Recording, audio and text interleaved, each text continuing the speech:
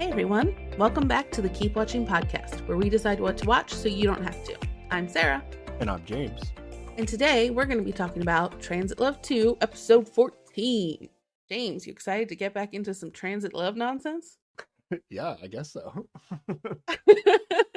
I was trying to remember where we left off. Yeah, it gets a little rough sometimes. I started watching the episode and then I was like, oh yeah, this happened. I was like, oh yeah, there's a new girl last time. Let's go. So yeah. Once I remembered that, I was like, oh yeah, this show is going somewhere. Yeah. Yeah. I think that's what most of our comments from listeners were about, right? Yeah.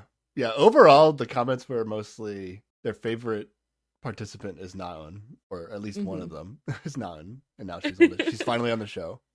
And other people agreed with us, and they're also done with Heedu and Naeun. So, I'm glad we're not the only ones. Yeah. It feels good to not be on the outside on this one. Yeah. That's about it. You want to get into this? What else happened? What else happened in the last episode besides just? It's important that the new girl picked Tae when they went to the talking room and she anonymously talked to all the guys, and he's the one she picked to go on a date. So heck yeah, Tae gets to go on dates. And that was without seeing him though. It was like a yes. They went to the talking room is what they call it for this. Yes. She had to pick without seeing them first, only talking to them in a high squeaky voice. It's always so silly. Didn't even know what their voice sounded like. All right. And then we had the beginnings of some drama with Naeun and Heedu because the beginnings. She figured out that he and Jiyeon were wearing matching bracelets. The beginnings of some new drama. The beginnings of bracelet specific drama. How about that? Okay. And then it ended with a fun little group date to the pavilion. Yes.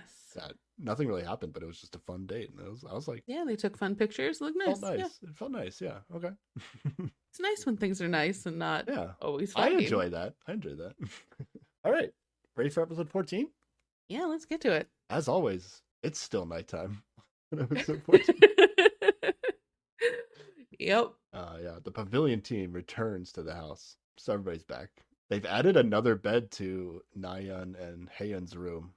So that's where Naeun's going to be sleeping. It just kind of seems like it's in the middle of the room hanging out. It's a little silly. Not only are Naeun and Naeun on the same show, but they're in the same room now. Same room, yeah. It's ridiculous. Remember when Naeun was worried that Heedu liked Naeun? Oh, yeah. And they were like, and she was like, her name's almost mine. What if when Naeun's ex comes, he likes Naeun? Ooh, I don't know. I feel like Naeun's going to be more reasonable about it. I just feel already she's a no, I mean like a chiller person. She can actually be like, maybe he just likes her because her name's almost the same as mine. Yeah, but I think she won't care. I think she'll be chill about it. It'll be fine. You think so? I would say it's actually a pretty bold prediction by you because the majority of people have been very affected by... I'm just trying to put positive vibes out in here. We're going to get another Wonbin Jisoo situation. Mature people who used to be in a relationship who are okay about it. Okay. That's what I'm hoping for. I mean, she did say, in a confessional, Naeun did that. She was like, yeah, my ex is the best out of all the guys here. Didn't she say that in the last episode? Yeah, but I think she's just being a little funny. I think it's going to be fine. Yep. Okay. All right. Let's try to figure out if and how much she likes Tae throughout this episode. Okay. Okay. You say that in a way that worries me, but okay, let's go. All right. Haeun tells Heedu that she feels better now that she's let go of Human. Has she let Presumably? go? Is this real life? I think maybe she's let go of the possibility that anything will ever happen between them again. Okay. But she's not going to stop trying. It's just like... well, I don't know. If there's a chance, maybe. I should keep trying, even though I don't think probably. Then there's some nonsense about towels, Sarah. Do you want to describe the towels thing? I got real confused at first, but I think I figured it out. Okay. Naeun needs to borrow a towel because it's her first day. She doesn't have a towel. And apparently, Naeun and Haeun have not actually been doing their towel laundry. I think probably because Haeun's, big move was always just going to borrow a towel from Yumin. So there's a large backup of towel laundry that hasn't been done. Yeah, her strategy is not to have any towels, so she has to go. Yeah, exactly. So, like, there are 2 clean towels in the house, as far as I can tell, and Nayeon wants to borrow one of them. And Tae's just like, but my towel. And they get in there's a little sassiness where they tease each other and are complaining about laundry. And he goes to, like, get this towel back, and she's like, oh, but please, and is cute, and he's like, okay, it's fine. So, but Tae never actually cared. It was just like an excuse to go talk to her. Yeah. Okay. Yeah. That's the vibe I get. I mean, but I feel like there is an undercurrent of, like, somebody's gotta do some fucking laundry in this house. Oh, yeah. They actually need people to do laundry, but there's no way he actually cared that Nayeon was taking his towel. Oh, yeah. Because, like, Wonbin gave it to her from their room. So it was like Tae and Wonbin's towel or something. Yeah. There's no way he actually cared. Yeah, he is just using it as an excuse to go and tease her. Yeah, he comes in, like, trying to flirt / tease her, and, like, Don's, like, actually concerned that he's going to take the towel away. It's a desperate towel situation. Unless she also knows that he's kidding, but is playing along. I don't know. Possible. I think at one point she's like, "Oh wait, I thought you were serious. I was so scared." Like she did think he was serious for a little bit, or at least she's playing along, acting like she thought. I don't know. I feel like she might be able to pick up that this can't possibly be a big deal. All right, then we get the intro music. Episode 14, Awakening is the name of the episode. Do we know why it's called Awakening? At some point, they will wake up after this late night. I don't know. That's all I got. Because I don't actually anticipate anyone in this house is going to learn anything and become aware. It's like an ambiguous metaphor for a bunch of people in the house, I guess. I don't know if there was a specific awakening going on. All right. It's still nighttime, though. People are watching. Yeah, normally. Yeah, usually goes next day after the intro. Yeah. People are watching TV on the second floor. Wonbin says he's going to bed, and then Nayeon asks him as he's like walking towards bed, like when he's going to wake up so that they can water the flowers together tomorrow. And they say like 9 a.m. Seems like nothing, right? Seems like nothing, but also like I don't believe her that she's getting up at 9 to water plants. Like 100%. Never. These people stay up so late. There's no way she did, right? Oh yeah, she definitely did not do this at all. Definitely did not. Okay. Seems like nothing, but we mentioned it, so maybe it's gonna mean something. And then I guess, like, whatever everybody is snacking on, Tae considers to be, like, not good enough. So he, like, jumps up to make food for all the drinking people. Oh, I thought they were, like, running out, and people were like, I still am hungry. And Tae's like, I think they were running out, and they're down to, like, the, like, not good snacks, I think is about where they were, like. But, yeah, so Jisoo comes down and watches him, like, get the food ready. And they have this cute little bit where she's, like, his cooking assistant, and she says, yes, chef, a lot. And yeah. I'm still like, I wouldn't mind this happening. I don't think it's going to, but I think they're cute when they interact. And then out of nowhere, a drunk Nayeon comes down, gives Tae a side hug, and like we never see anybody like touching each other on the show. So it's like a shocking moment. And she's just like, I love it when you cook. And the music turns all dramatic again, and it's just zooming in on Jisoo, not quite looking at this happening, and just, oh no, it's dramatic music. Yeah. I literally thought nothing of this. Like, even when Jisoo noticed, I was like, this show's just making a moment out of this, but it's nothing. And then it's like literally the entire episode. It is so much more. Jesus, this is ridiculous. Yeah. But Jisoo tells us that she was shocked by the hug Nayeon gave because she thought she was interested in someone else. So she thinks she's crossed a line. It seems. Yes, because Jisoo's like, I would never have acted that way unless I was actually interested in someone. Says the girl who's not interested in anyone. Well, yeah. But presumably in the past, she has been interested in someone, you know? Like, I guess, yeah. And I think it's important to remember that, like, there's not a big, like, PDA culture in Korea as far as I'm aware of. Like, people don't go around hugging each other they're not really, like, close with as much. I think that's not a thing, you know? It's, I mean, different with everybody, but, like, it's less prevalent than like what we're used to, you know, like you'd see this in America and think nothing of it. But yeah, and Jisoo might be more on the conservative end of this opinion, but like still it's different than like what we're used to. Yeah, I don't even know if Jisoo is on the conservative end of this opinion or not. I mean, like, I don't know how you could be more conservative about it, but this might be like a very common reaction. I don't know. Even if I was in Korean culture, now this is hard to is obviously hard to. I'm not actually there, but like I would not be able to confront somebody about this, even if I thought it might be suspect, because like who am I to say what Nayeon and Tae's relationship is? Like, I might thought I observed something but maybe I'm wrong, you know? Like, why am I?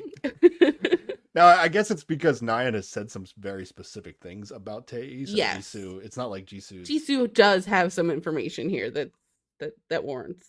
So what's going to happen is Jisoo's actually going to confront Nayeon later about this and like talk to her about it. Like, that's how much she was bothered by this hug. Yeah. Wow. Yeah. Okay.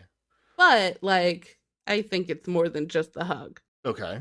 She goes on to talk about how it's like, it's not just that. You're also like always trying to do things with people, like water plants with them.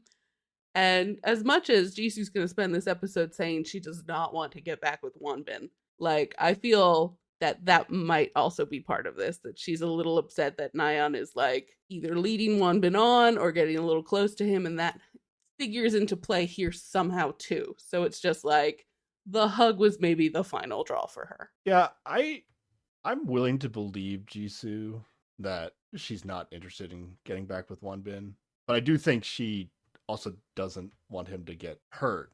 Yeah, she is protective of him. I will give Jisoo credit, like pretty much every time she has made a read on what the status of their relationships are on this show, and she's going to do it again in this episode. She's like always right. She's the opposite of Ji-young.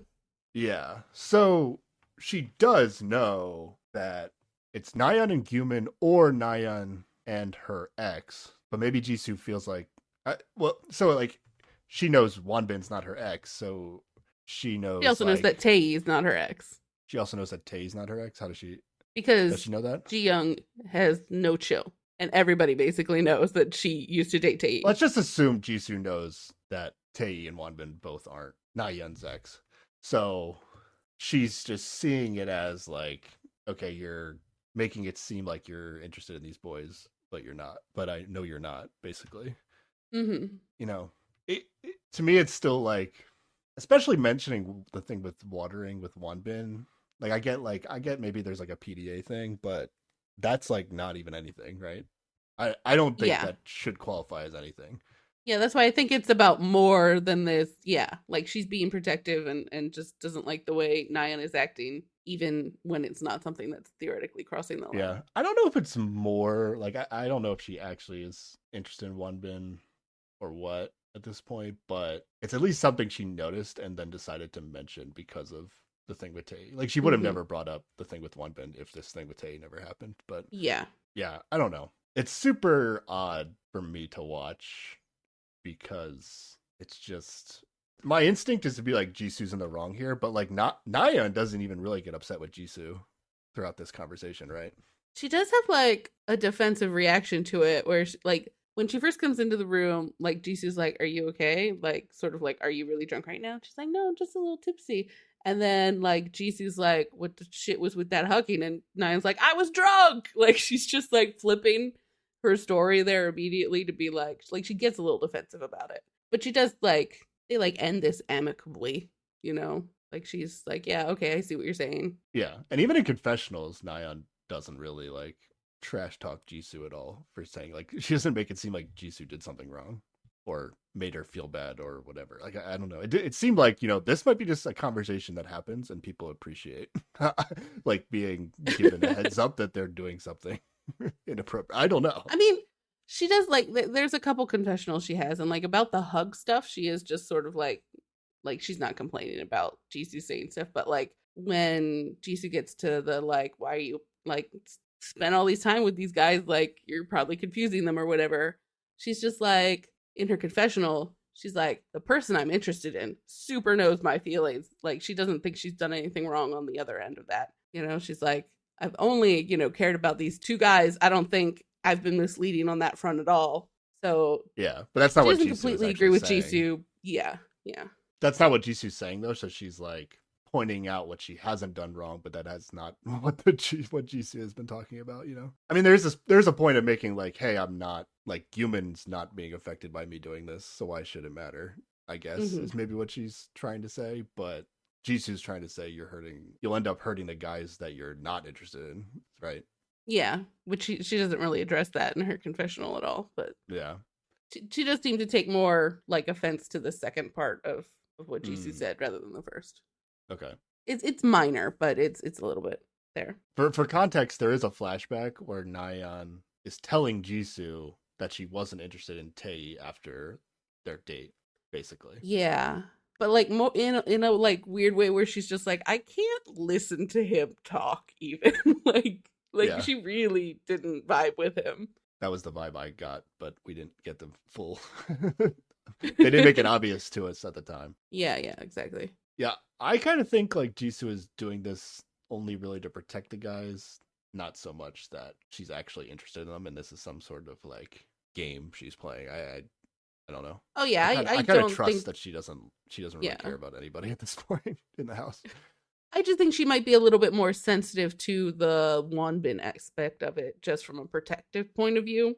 And so, like, maybe if just the hug thing happened, maybe she wouldn't have brought anything up. But there was also the Wonbin thing, so it like the combination just made her really annoyed. I think made her feel she needed to say something. Yeah, I think ultimately I just still don't like it though, because like, okay, so like imagine. Like put Wonbin in the spot instead of Tae or something, right? Okay. And then like Jisoo like could be wrong. She could be wrong about what's going on, right? And let's say like Wonbin and Nayeon like are having some success in some capacity, and then like Jisoo goes and like tells Nayeon like don't mess with his feelings or something, and then maybe she like backs off Wonbin because of it, like, and now she's like screwing over Wonbin out of her I don't know. It's just like it like. I think she got lucky that she actually was just right about everything. And it's not so much luck, but like, you know, there's always a chance that you just don't actually know what the situation is. And like, you're going to be the bad guy if you're wrong. And then she like is able to get by here because she actually is right about everything. But I still would not recommend this move. Yeah. I can see where she's coming from, though, and I would think that, like, if Nayeon actually did have feelings for whoever she hugged in whatever scenario, like, she would just come back with, like, no, but I do like him, you know? Like, I don't know that she would be scared off that easily. Yeah, I don't know. I would never do it, but I guess it was fine. Yeah, it worked out. All right, well, this isn't over. Yeah, it does come back later in a way that makes me feel worse about it. But yeah, we can get through that when we get to that.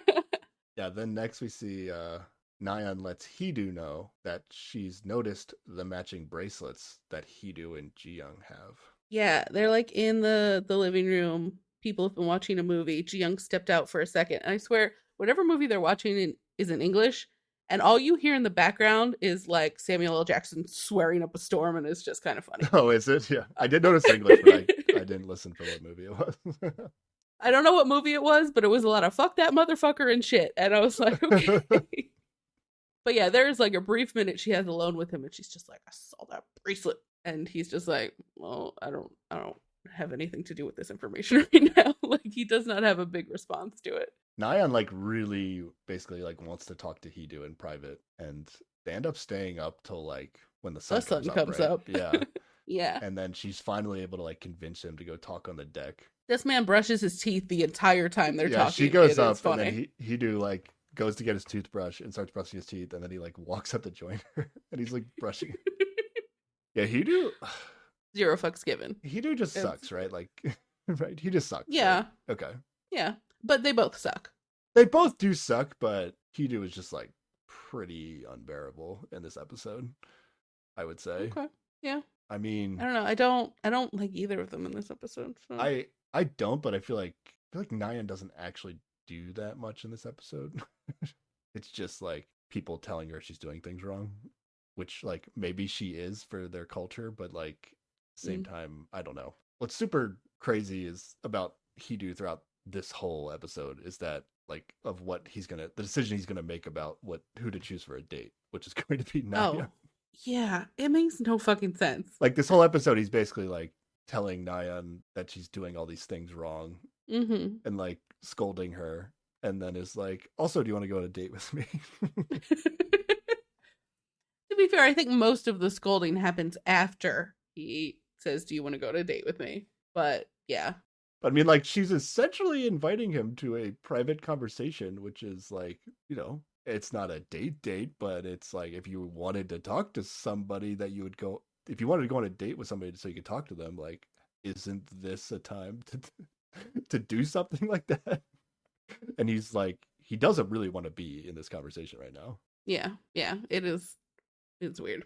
Do you want to try to explain these two in this conversation, or is it just okay. So she is upset about the bracelet existing, but she seems particularly hurt that he wore it to the X room and to their conversation yesterday. And she also seems jealous that they never had matching bracelets, but he's like, but we had rings. And she's like, but did we have bracelets? And they do this thing where they like repeat the same shit back and forth to each other a bunch of times in a row. And it's not a great way to be. Because their argument has no objective, you know? It's just like, yeah, it's like a competition to make the other person feel bad. Like, so I guess Nayeon, like, no matter what, Nayeon is going to have this conversation and complain about the bracelets. Like, whether or not he wore it to the X room or not, she's because it happened, she's using that as leverage to, like, win the argument. But, like, she's going to be upset no matter what. Because then on top of that, it's like, she's actively like just trying to make him feel bad by being like, well, I have rings with Gumin and we didn't wear them, like, yeah. But is also pointing out that she now admitting that she has rings with Gumin, so she like is trying to hurt him right now by mentioning it. It's like, I have this connection with somebody else, but also I'm a better person than you because I didn't rub it into your face until right now. Like, yeah, it's shitty. So I don't know who wins. Also, like, but everybody nope, loses. Everyone loses. Yeah. Whenever these two are together, everyone, including us, loses. Yeah. But she also, like, because he texted her yesterday after the X room. And so she's also like, but it was something like, don't cry or whatever. And so she was also, like, from the beginning having, like, fun getting inside her head, trying to interpret it in the worst possible way or whatever. And so now she's like, oh, is that the only reason you texted me? Because you don't want me to cry because it makes it harder for you to like be with other women or whatever. And he's just like, but I texted you. What? Like, he's not having any, like, she's trying to be like, if I didn't cry, would you text me? And he does not give a shit about hypotheticals. And so they argue about that for a while. Yeah. Once an argument reaches semantics about like the definition of words. yeah. You've lost it's over. Everything's terrible. Yep. Yeah. Like, it's fair that Nayeon is confused. Yeah, but the way she goes around about talking about it is harmful and not. But she's also like actively confusing Hedo. So like, yes, it's not like she was just ignoring Hedo for the entire show and then like he randomly started texting her. Like, it's like she's been doing things to try to get him to text her. So it's like, yeah. It's like, I want you to pay attention to me, but like, don't interact with me. I don't know. When it comes down to it, I don't know what the goal is. What's the goal? I don't know what the goal is. There is no goal. It's just she didn't want him until somebody else wanted him. That's all this is. Like, if he was not dating anyone on this show, this shit wouldn't be happening. She'd be like, going out with Gumin, wearing my cute rings, whatever.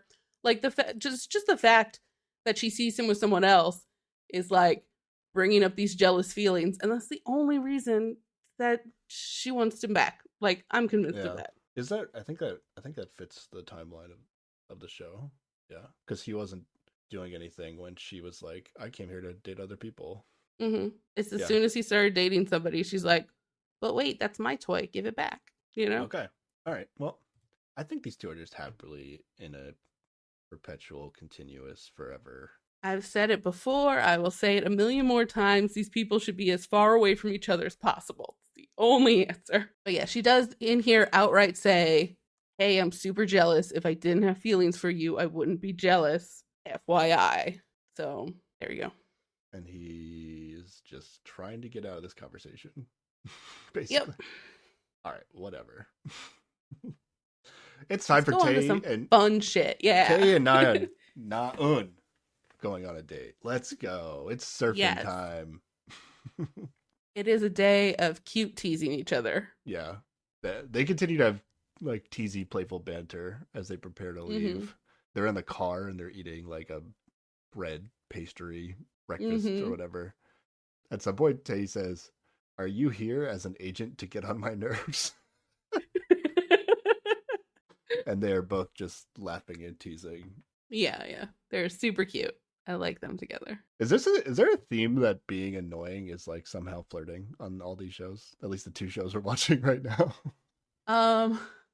Well, that's definitely like Tae's vibe from the beginning when like Yihoon was around. Like that's how he flirts. Yeah, but he's saying that she's being annoying. Well, that's also how she flirts. Yeah. Okay. And on Heart Signal that we're watching, I feel like we had a whole episode of one person talking about how everybody was talking about how one person's annoying, but they like it, right? It's true. So yeah, I guess this is how you do it. This is how you do it, guys. I just want to be uncomfortable and annoying, I guess, is the goal. I don't know if it's uncomfortable. It's just like, be playfully annoying and people appreciate it. I don't know. I guess. All right, they begin their drive. Na-eun asks Tae about his career and what he wants to do in the future. She tells us that she liked that he got more serious when they talked about that stuff. So she sees that he's playful, he's annoying, but if something gets serious, he's willing to switch tones. So that's good. And she thinks that the fact that they were talking about this stuff means that they might be good together. Is it because he liked what he was saying, or just the fact that he was talking about it at all?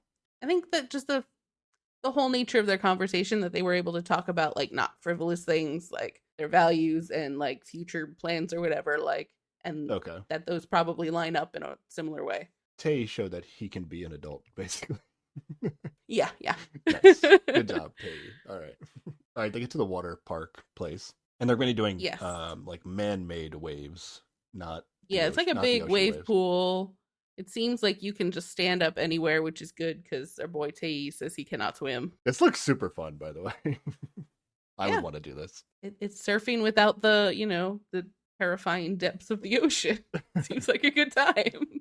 Well, it's also surfing without the waiting for a wave. It's like all the waves are the same. So that's true. You just pick one and go. You don't have to like sit around and try to guess if a wave is actually going to be good or not.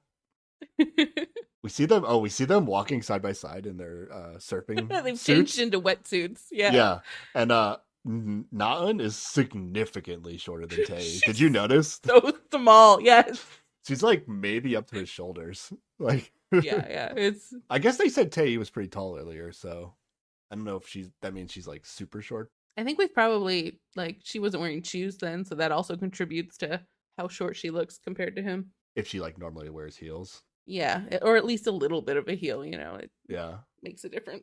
Yes, they actually have an instructor show them what to do, but I feel like they already both know already. I don't know. I couldn't tell. I think they've both gone once, maybe is at the least. Story. So yeah. I guess they're not super a refresher is probably helpful. Experienced, yeah, because they say they went to like the intermediate waves. Oh but yeah, you would that's think right. Like by the time you got to the intermediate waves, like you wouldn't need an instructor. Like the instructors would be at the beginning waves, but I don't know how it works. But maybe it was like more for the like it was better TV to like structure how they were doing it rather than have them just free for all in the waves. I don't know. Yes, they get in the water. Do we get like a little like ASMR action with the water noises on the microphone? Did you notice that? Like microphones are like underwater and like the sound quality is not very good. Yeah, but it was like it was straight like ASMR. It was weird. I listen to it with headphones on. Do you? Or do we watch it on like your TV? I watch it on my TV. Oh, okay. I had headphones on, so it was real like ASMR in my ears for this this surfing segment. They seem to both have fun, right? Like this is good, right? Okay, good. Yeah, they definitely have fun. She's apparently like really good at it and he's okay at it. Yeah, she has better like taking the waves all the way in. I gotta imagine being short is probably easier or helpful, at least. Like your center of gravity is lower, so you're not gonna being a tall lanky guy in a surfboard seems awkward maybe. I say that never having surfed, but I mean she was really small, so she was like I don't know exactly how surfing works, but to me it looked like she was like able to stand towards the back of the board, and that worked. And it felt like Tay was trying to copy her, and maybe that was not the right spot for him. He's way more weight, so he has to like definitely distribute his weight a different way. So he was like standing towards the back, and he would get going a little bit, but eventually the back of the board would just go under the wave, and he would he would fall off. So yeah, I do think she was better, or at least had done it more than he had. Yeah. Although in her confessional, she says there's a moment where he rode really well and he looked really cool. So yeah, that's a good sign. Yeah, at least production got her to say that. That's good. They do get really tired. It seemed like they did this for a while. Yeah. Because I'm wondering, like, it doesn't seem like it would be that tiring, especially in man-made waves. But it felt like maybe actually like dragging your surfboard back out into the water was like the hardest part. That's probably. It seemed that Naeun was struggling with that at some point. So she's very tired. Yeah. Well, at the end of all this. I think they cut away, but do you just want to finish this date? Is that okay? Yeah, let me just scroll down. Let's do it Heart Signal style. They don't cut away in Heart Signal that often. I like it that way. Yeah, because next they're gonna drive back, and Naeun's exhausted, so she's actually gonna fall asleep in the car.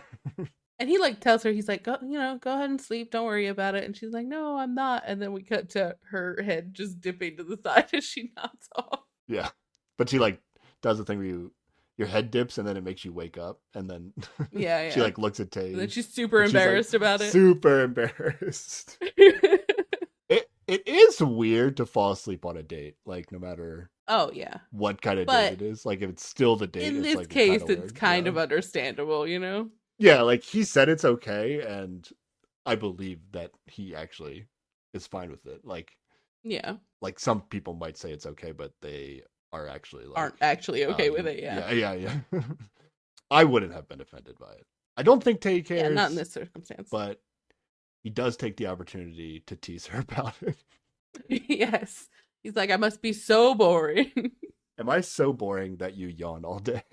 And then they end up at a restaurant on the Han River, and like there's big windows and the sun is setting and it looks really cool, and they seem to have like a decent conversation for a while. Yeah, they continue to have good conversation. They like the same artist. They like the same pasta sauce. Mm-hmm. They like to go to museums. It does seem like they might be having some long silences between topics of conversation. Oh, they definitely show us a long pause in the conversation. This whole thing might be a little more awkward than the show is actually showing, and they're still going to show us some of the awkwardness. Yeah. But then Naeun admits she feels awkward because she's shy. So... Another thing they have in common. She's at least taking like responsibility for the awkward silence and not like saying it's Tay's fault. I mean, she does. Well, to him, she does say a little bit like, "I feel like I'm the only one asking questions." Oh yeah, she does say that. And you're giving me one-word replies. And so that it seems like he tries to ask some more questions. But by the end of it, I think she basically like understands him a little bit more, and she's like, he needs time to like open up to people. So like, doesn't seem to be bothered by how this goes. Mm-hmm. At one point she says, "You are insufferable." But still somehow in like a flirty way though. Yeah. The hosts say they are a great romantic comedy. I agree with that. That seems right. Yeah. That's what it appears to. That's to the vibes. Well. Yeah. He says he's incredibly friendly, and she gives him this incredulous look of like, what the fuck are you talking about? Because Tay thinks he's friendly, but she teases him for being not friendly. And then he's like, well, I'm less friendly to other people. So, like, this is him giving his all when it comes to being friendly. Yeah. Do you think Tay's friendly, Sarah? I mean, I think so. I don't... Yeah, I think he is, I don't think too. He's not friendly. He's just, like, he's a little awkward, you know? Is he, like, I get it. Basic, traditional, everyday friendly? Probably not. Yeah, he's not, like, a real outgoing... person, like one of those people that can just start a conversation with anybody and has like a big personality, but like he is friendly in the way that he treats people and is thoughtful about them, and Yeah, I think he's friendly. Yeah. I'm trying to think of like, like some people are friends, but they always are like ragging on each other and it's like part of their relationship. But like Tay just like kind of defaults to that with everybody. But like that's true. His intent is to be friendly, but it's just like, yeah, he'll say all this shit, but then he'll go out and buy the soup that Jisoo was talking about the other day, or like he'll bring the food home that people like. Like he'll see what people like and do things in a friendly way. Or maybe it's always a move for the show. I don't know. Yeah. I think he's probably friendly, just in a not outgoing, gregarious sort of way, Yeah. It seems like he's not for everybody, but Na-eun is seeing. She's seeing it. She's seeing that he is friendly despite teasing him for not being friendly. Yeah. She actually says here, I teased him to speak in a friendlier manner, which I believe in the last episode, she said something very similar, but you took her kind of like seriously when she said that. Yeah. I did take her more seriously than she talks about it here. Yeah. I think we can say, yeah, she's saying it, but it's also like a tease. Yeah. Like, I feel like she would be concerned if Tay just suddenly stopped like talking the same way, right? Yeah. Okay. Yeah, definitely. Tay says he had more fun on this date than his first date, which was with Na-yeon. Which is also the only other date he's gone on on the show.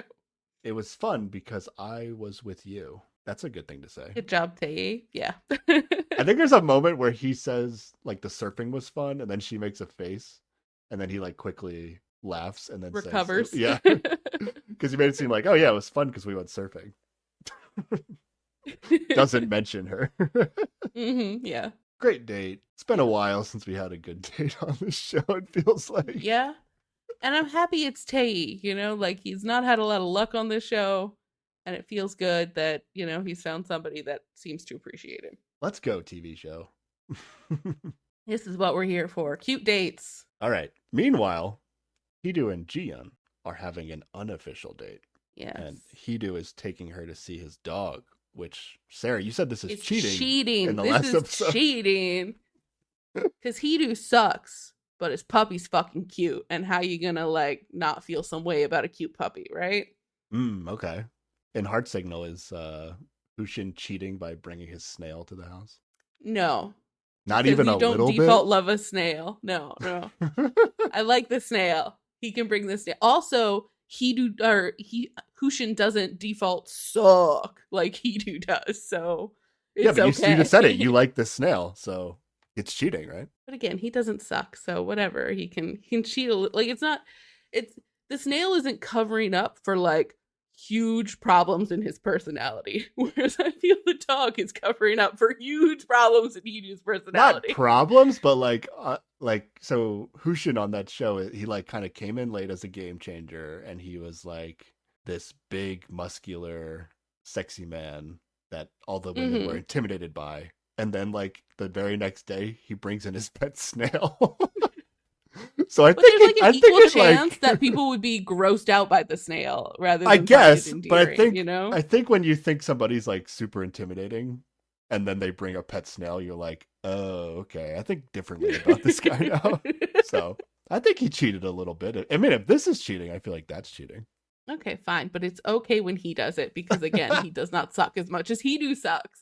Yeah, so it's only cheating if like you can't actually attract somebody without it, I guess. Which is kind of what you feel about Hedo. He's covering up for major flaws in his personality. Yes. But his dog is part of his personality, no? The love he has for his dog is part of his personality, right? No? I'm not a dog person, so I don't know. I don't know. Okay. Jiyeon is into dogs, so. Oh, and she is loving this dog. Yeah, they're going to have a good time. Yeah. Yeah, they go somewhere to walk the dog together. They set up a blanket spot in the park. They take photos. Have like a little picnic. No major conversations. Nope. Just playing with a dog. All right. Then they do go to a restaurant, though. Jiyeon still thinks Haeun is Hedo's ex. Yeah, she does. He laughs at this time, as if to say, you are wrong, and I'm not even going to hide it this time. But I still feel like she takes it as I'm going to laugh because I can't say yes or no, and she's definitely my ex. Yeah. Jiyeon, more than any other episode in this episode, is like pretty much once she's decided something, she will never hear any other side or voice of reason absolutely. or anything. Like, you cannot bring logic to the situation when she's emotionally made a decision. Her initial instincts cannot be wavered. She cannot change after that. And then here we go, Sarah. Oh my god. So remember, she thinks that Heian is his ex, and she's just like, let me tell you this shit that Nayeon did. I guess Jisoo told Ji-young about the hug that Nayeon gave to Tae. Well, we do see a little flashback where Ji-young kind of walks into the room while they're discussing it. I don't know how much she hears in that moment, but it might be Jisoo had to explain it to her later. I don't know how gossipy Jisoo was being or not, you know what I mean? She heard enough that she pretty much got the story right. Although she's gonna secondhand quote Nayeon, and I don't know if this is the same quote. So Ji-yeon tells the story of Nayeon hugging Tae to Hee-do from last night. And she is not noticing the way his face is responding to this information, because he's obviously gonna take it a little differently than somebody who's not her ex. But what Ji-yeon says is that Nayeon hugged him and said, "I like you, Tae." Oh, which yeah. is not the actual thing that was said. It was, right. I like when you cook or something. Yeah. Classic secondhand story. She described it as a back hug rather than the side hug that it really was, too. So, there's a bit of what's more telephone going on here. What's more intimate? The back hug. Yeah. Oh, okay. The side hug, I guess so, yeah. I guess side hugs aren't much. Yeah, I don't know. It was like a waist hug, which I think is where the intimacy part comes in. Like if she had wrapped her arm around his shoulders, I don't know if this would even be a thing. What do you think? Maybe? I think it would still be a bit of a thing. Yeah. There is a trope of a back hug though, I feel like in K-dramas and maybe also anime, where it's just she runs up behind whoever and gives it. So I feel like calling it a back hug specifically might change the read of the situation. Yeah, I think you're right. That definitely is more intimate, yeah. And then Ji-yeon even tells Hee-do that Jisoo complained to Nayeon about the hug. Yes. And so now he's like, wait, why is Jisoo complaining about it? So he thinks that Tae is Jisoo's ex now. Oh, is that what... yeah, I guess that does make sense. Should Ji-yeon be able to tell that Hee-do is way too interested in the very specific details of this story? Because Hee-do keeps asking her to double say what happened. No, specifically what kind of hug was it? Yeah, you'd think she should pick up on this, but again, her first instinct about him was that Heian was his ex, so she's not accepting new information on that subject. To anything new, yeah. And we find out that this is all coming from her overhearing it as she walked in. I guess they probably just continued to talk while she was there, not thinking it mattered. But well, now Hee-do knows, and doesn't know the real story. Has a secondhand version of it. Awesome. This is and good is stuff. Gonna run with it. Yeah. Yeah. All right. Their date's not over though. Ji-yeon asks him what he did with the X room. She thinks he did go. That's what she thinks. He doesn't say. Yeah, and I think he doesn't answer, and then he tricks her into revealing that she did go to her ex room. Yeah, because she's like, "What did you say when you talked to your ex?" And he was like, "Did I talk to my ex?" And she was like, "Yeah, we all did." And he was like, "Oh, I guess you went to the X room." And she's like, "Crap." So she's gives it away. Yeah. But she just assumed that everyone met their ex, which is actually true. But it is true, yeah. Hee-do tricked her. He still doesn't know the information, right? Because in his situation, he never actually answers that we see. But from his perspective, both he and Nayeon went to the X room and then they saw each other. So he just assumes that you only see each other if you went to the X room. Whereas if anybody in your couple went to the X room, then you have to meet, is what really happened. Okay. So he's kind of being clever, but also not, because he actually just... But with the wrong information, yeah. Yeah. He assumed that not everybody went, and he just had to go for sure. So he's pretending he was somebody that didn't have to go, even though that wasn't even a thing. Okay. Yeah, exactly. Hee-do says the X room made him feel whatever. He eventually admits he did go. He cried so much, though, right? So... Oh, yeah. It made him feel a little bit more than whatever. This is why I don't like Hee-do. he's constantly like trying to act like, having emotions is so uncool, and he like hates when people cry. He's like, it's okay to be upset, but don't cry in front of me. That's cheating. Yeah. You can dogs aren't cheating, but crying is. Yeah, he's like, I don't know. Yeah, even Jisoo and Wanbin, who are the responsible, mature adults in this house, went to their ex room and was like, yes, I feel some things. They wouldn't describe it as whatever. They'd be like, oh, it was a heartwarming experience or whatever. I don't think... Wanbin went, Jisoo didn't. Yeah, Wanbin went. But, he could be described as the most whatever experience, right? Like, he had a positive to, neutral-ish... The most neutral-ish experience anybody had in here. And he still, wouldn't describe it as whatever. Yeah. No one's experience was whatever. You don't live in that middle ground in this sort of thing. Because otherwise you wouldn't go.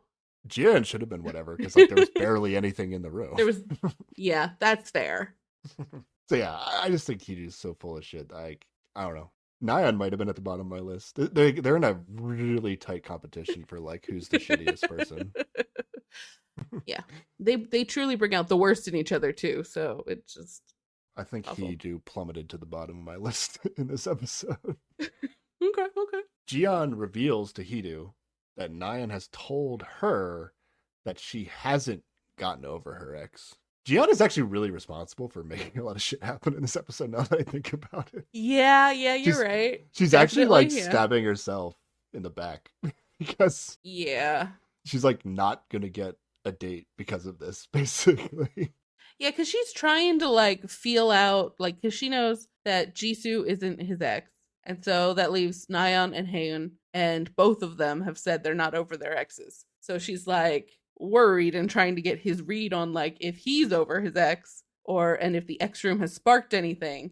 But he doesn't ever actually seem to give her any answers, and she's just giving him fuel to go worry about his ex more. And find out that Nayeon is She's still been interested hugging dudes. I mean, he already... Yeah. Well, that and I guess he should already know that she's interested. She basically said as much, right? Yeah. But it's I think the fact that she's telling other people that she's not over her ex means it's more legitimate than maybe just something she's weaponizing in an argument, That's true, I feel like it's more validity to that she might actually feel something for him. Yeah. Especially since I believe at some point she was saying the opposite earlier in the season. Oh, before he showed up. Yeah. Definitely. Jian seems to think the X Room day was a big deal and thinks that it's meaningful that Hidu didn't text her that day. Yeah.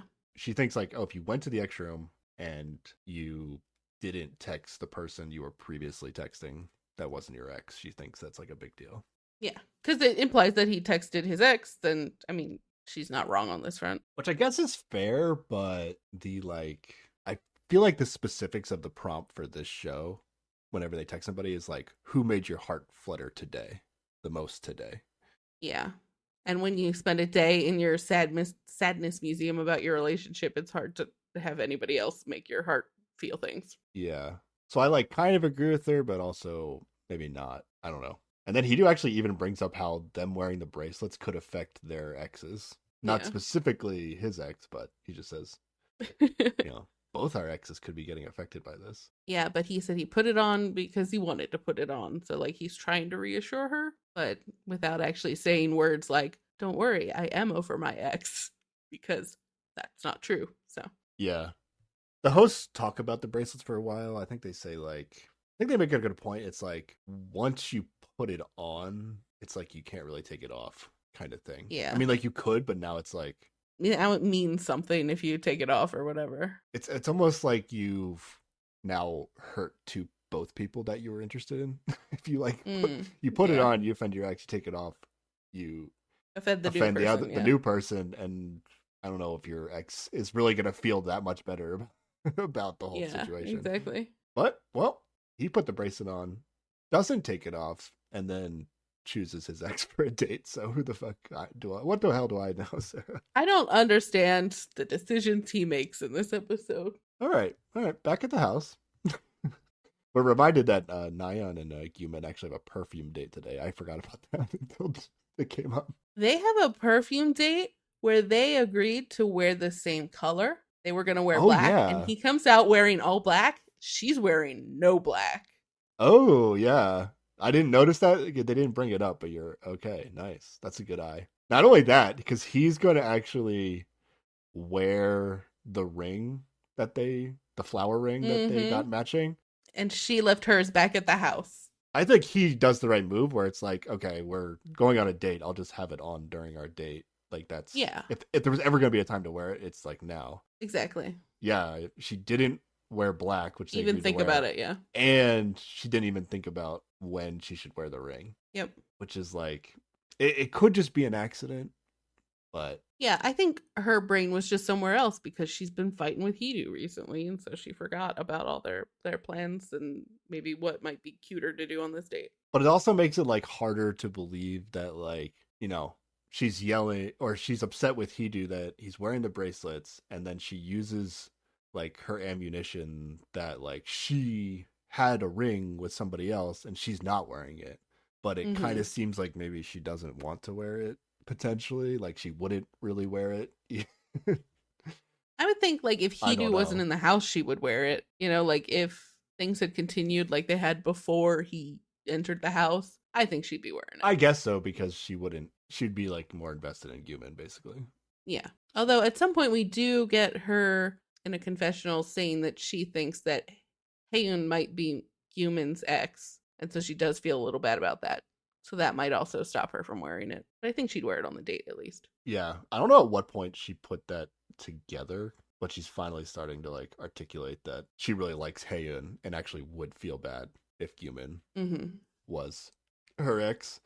So that could also be, yeah, you're right, like weighing on the situation. Oh, Guman actually goes to Nayeon's room at like 10 in the morning to wake her up. Yeah. And like Haeun is also sleeping. But like she like sort of wakes up and hears this, but pretends to be asleep and is like this is her own personal hell. Also, he's like not waking her up for the date. It's just like he's aware that she has somewhere to be and is like waking her up. It seemed like there's like something else that he knew she had to do before the date, and he was like, I don't know. Or at the very least was like, I need to leave the house, but I need to make sure you wake up for our date later. It was something that, like, if Haeun overheard it, like, it wasn't like, oh, this is like him doing actual like boyfriend stuff for her. That's why, not just like, oh, they had plans together. It was like, oh, like he's aware of like her whole schedule for the day, like stuff like Haeun. Yeah, not what Haeun wants to be hearing for sure. Yeah, exactly. She's really struggling with her roommate dating her ex right now. Yeah, but she also says that she likes Nayeon and doesn't want to make her uncomfortable.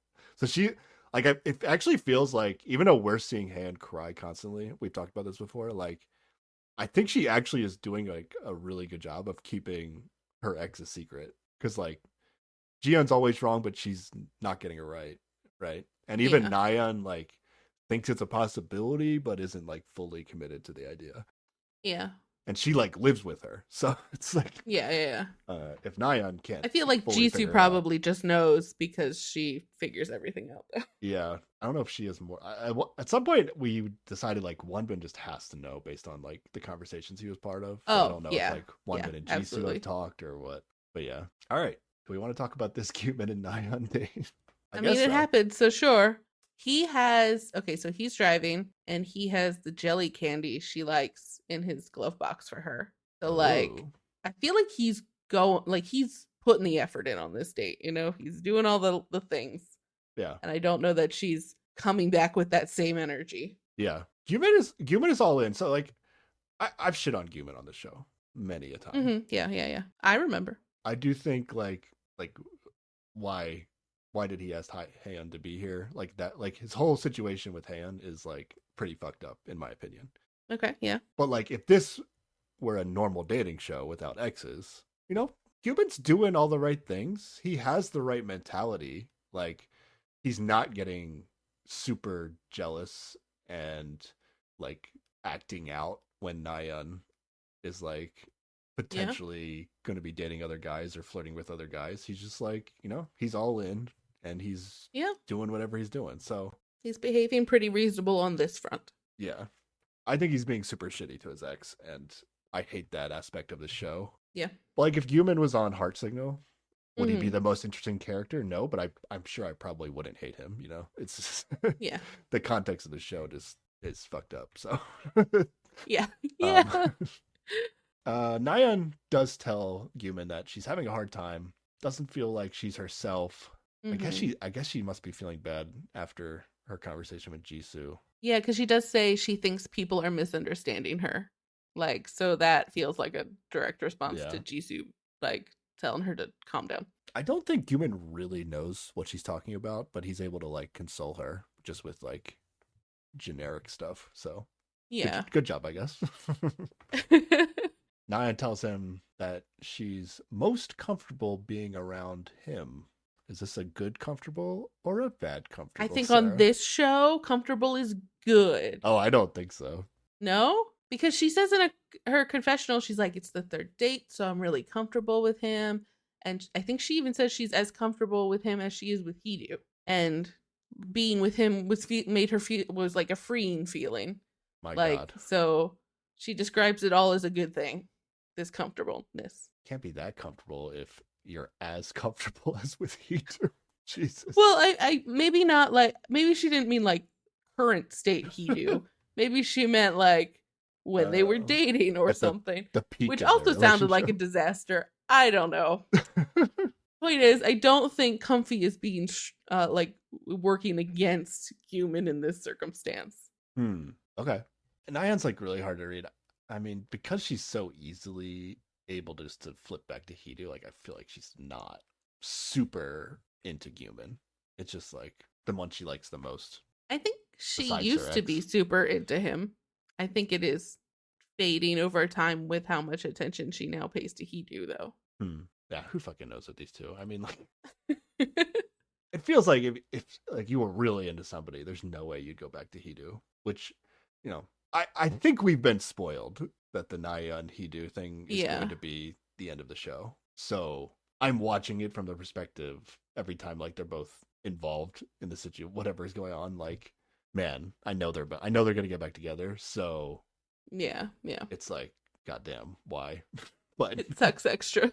You would hope that, like, if she was really into somebody, like, why the hell would she give a shit about Heedu anymore? So that's why I kind of feel like she can't be that excited about Gumin if she's willing to be like, I don't know, Heedu was kind of nice sometimes though, so that might be better. All right. They arrive at the perfume place. They smell a bunch of perfumes. Lots of smelling commences. Mm-hmm. It seems like they were able to like mix different smells to like make their own perfume, but we don't really see how that process works or what they chose. At least I didn't notice. Yeah, I'm not sure. Whatever, that's it. But theoretically, they picked out perfume for each other, and there we go. All right. That happened. And then they go to a restaurant. And then Nayeon notices Gumin is wearing their matching ring. Yeah. But hers is still back in her room. I can't believe they didn't. She really wasn't wearing black. I can't believe that didn't make the edit. She wasn't wearing black. She was wearing like not make the edit. I guess light colors. Notice. He had to have noticed. He was in black head to toe. He just wasn't gonna bring it up, you know. But like how, like the producers must have asked Gumin about it in a confessional, even if he didn't bring it up on the date. Well, you know how his confessionals are always very like, oh yeah, whatever. You know, like he was probably just way too reasonable about it, and they went, whatever. They didn't talk about it, so we don't have to put it in. Also, maybe it would be like too much of a, like if they really pointed it out to us, it'd be like too much of a tell that Nayeon is not invested in this Gumin thing. Yeah. And since we kind of feel like we know she's gonna pick Heedu in the end, they want to keep this Gumin thing feeling like it's an option. Okay. It seems like she wishes she had worn it. It could just be like, that's a good point. I should have worn it. I could have got away with wearing it. Yeah. Right now. She might just feel bad that he wore it and she didn't, you know? Yeah. It could indicate where her head is really at. And probably, at least she's not focused on every detail of this date. Yeah.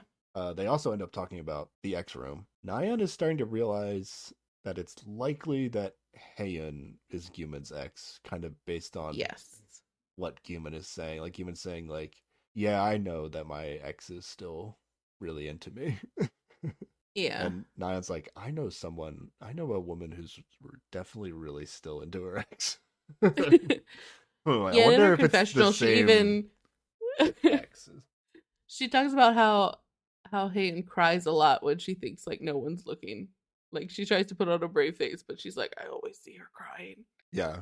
Even though Nayeon is noticing she's crying, I don't think she really understands how much Nayeon has been crying. Oh, yeah. Like she's saying like the residual after Mm-hmm. effect of crying. She's not seeing the full. She's not seeing. She doesn't having feelings. Yeah. Every confessional that she ever has to do. Yeah. Or any talking room she has to go through. Yep. Just crying in the streets. Nayeon basically asked Yumin what he would do if he was in her situation. So she like she gives him like a hypothetical of like, what if your roommate was dating your ex? Or is that what she says? Like something like that. I think she's like, what would you do if my ex was revealed and he was having a really hard time? And then Yumin's like, because of me? And she's like, yeah. And he's like, then I declare war. I think I'll do whatever I want. Yumin's like, yeah, I don't care. I think that's fair. You know, I'm fine with that. Yeah, I mean the show sucks, but it's like literally it's the show. Yeah. Like if that's playing dirty, then what are we doing here? Yeah, exactly. Yumin admits that him and his ex actually dated for more than a year, which I think he lied previously to her about this. Yeah, she like brings up, she's like, yeah, I know you were in a relationship for a year. And he's like, oh, yeah, no, that was a lie. I'll tell you the real number some other time. At some point, like a while ago, there was a conversation that they had as a group as to like, oh, would you be like more into somebody if they dated their ex for a short amount of time or a long amount of time? And I feel like Nayeon said she would like somebody more if they had dated their ex for a long time. Yeah, because it shows like they could be in a long-term relationship and they're like mature or whatever. But then she says to him like, yeah, but now I kind of wish it was a short time that you were in a relationship for. Now that she's living it, she's like, never mind. I definitely hope that you and Haeun did not date for 7 years. Oops. Because I feel like 7 years is a lot longer than the time ranges that they were saying was a long time. Yeah. Like 2 years is a long time. Mm-hmm. This is 7 years. Oh my god. All right. Well, anything else from these two? Are we done? Yeah. I always feel like their dates are like relatively boring. Yeah, right? That's fair. Like Yumin's really into her, and like she doesn't even know what a good relationship is. So like it like goes well in quotes, but like I compared to like Haeun and Tae, like I feel like this doesn't even qualify as a date. I don't know. Maybe I'm just not that into perfume. Maybe that's my problem. But yeah, I think their earlier dates looked cuter because like she was having big reactions to everything. Like when Heedu wasn't there. Yeah, and they were at least showing her being like very flirty and like she's on all the time in that way. And so it looks like a more entertaining date. Whether I think probably given all of her recent encounters with Heedu, like her head's not in the right space to be that on flirty, fun to watch person right now. Mm-hmm. So yeah, it doesn't look like it goes as well as the other ones do. If Guman had the god view like we did, do you think he would be into Naya? You mean if he saw her arguing with Heedu and heard how ridiculous she is? I would hope not. Especially if he saw that and then she picks him over him for the Jeju Island date at the end of this episode. Oh, yeah. I don't know what he would do instead, but like I feel like that would just be over if he really knew the extent of the ridiculousness of her relationship with her ex. And then somehow he still lost to that. Like, how shitty would you feel about yourself if you lost to Heedu knowing that? I mean, honestly, I think I'd just be grateful. Yeah, you could look at it that way, but also like, damn, I must not have really been that attractive to her.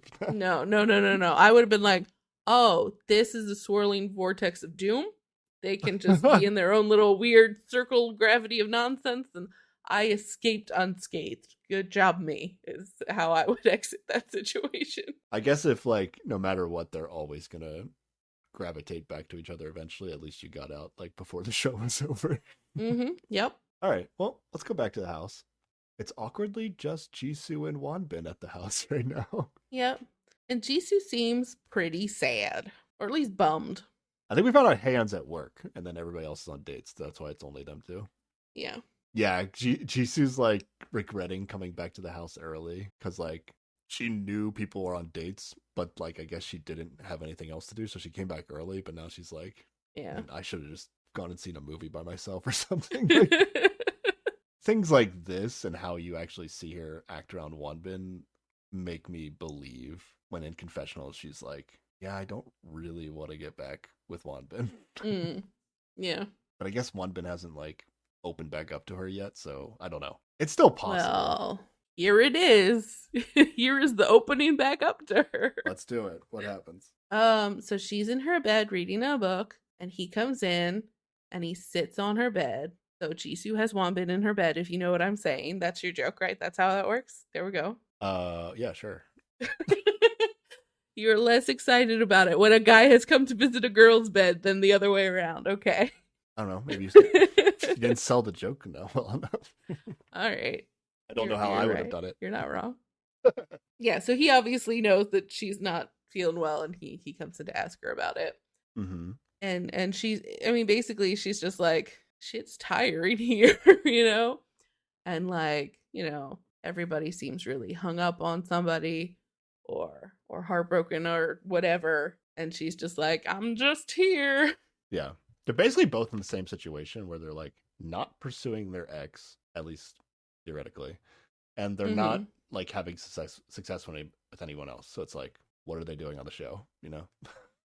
Yeah. Although Jisoo has the hope of another guy joining the show. Yes, she does. I'm hoping that's kind of like Jisoo's story on this show. But we'll see. Would be good. But Wonbin is going to, despite him being in the exact same situation as her, he's going to try to cheer her up. Or that's actually kind of like how he's able to cheer her up, I guess. He also says, like, it's possible that he could have had a change of heart about her. Yeah, there's like a little, like, teasy bit where he's like, what about me? I'm here. And she's just like, you're not hung up on me. He's like, well, what if I am? And she's like, but you're not. And it goes back and forth like that. And he's like, you don't know. But, like, literally, why would he say this unless it was true? Like, you would hope that Wonbin wouldn't be saying this if it wasn't true. Yeah.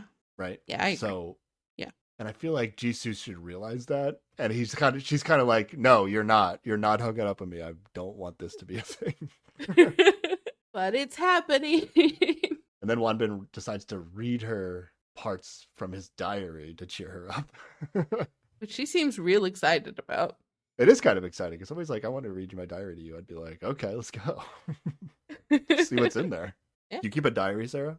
Not currently. I have in the past. Oh, really? Okay. I never have. It can be therapeutic to just, you know, write all your stuff out. Yeah. Nice. I feel like I would feel a little too, like, self-absorbed if I did that, but sometimes it's good to, like, you know, do that self-reflection, you know? Yeah, I can see it. Yeah.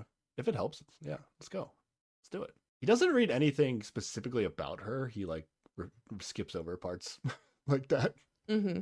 He is very selective in what she is allowed to see in his diary. But basically, he just, like, reads things about how he's chosen to think about his situation, since, like, her situation is very similar. He says something in his diary like, just because I got no votes doesn't mean I'm unattractive. So he's like, making sure he doesn't, like, fall into depression, basically, on this show.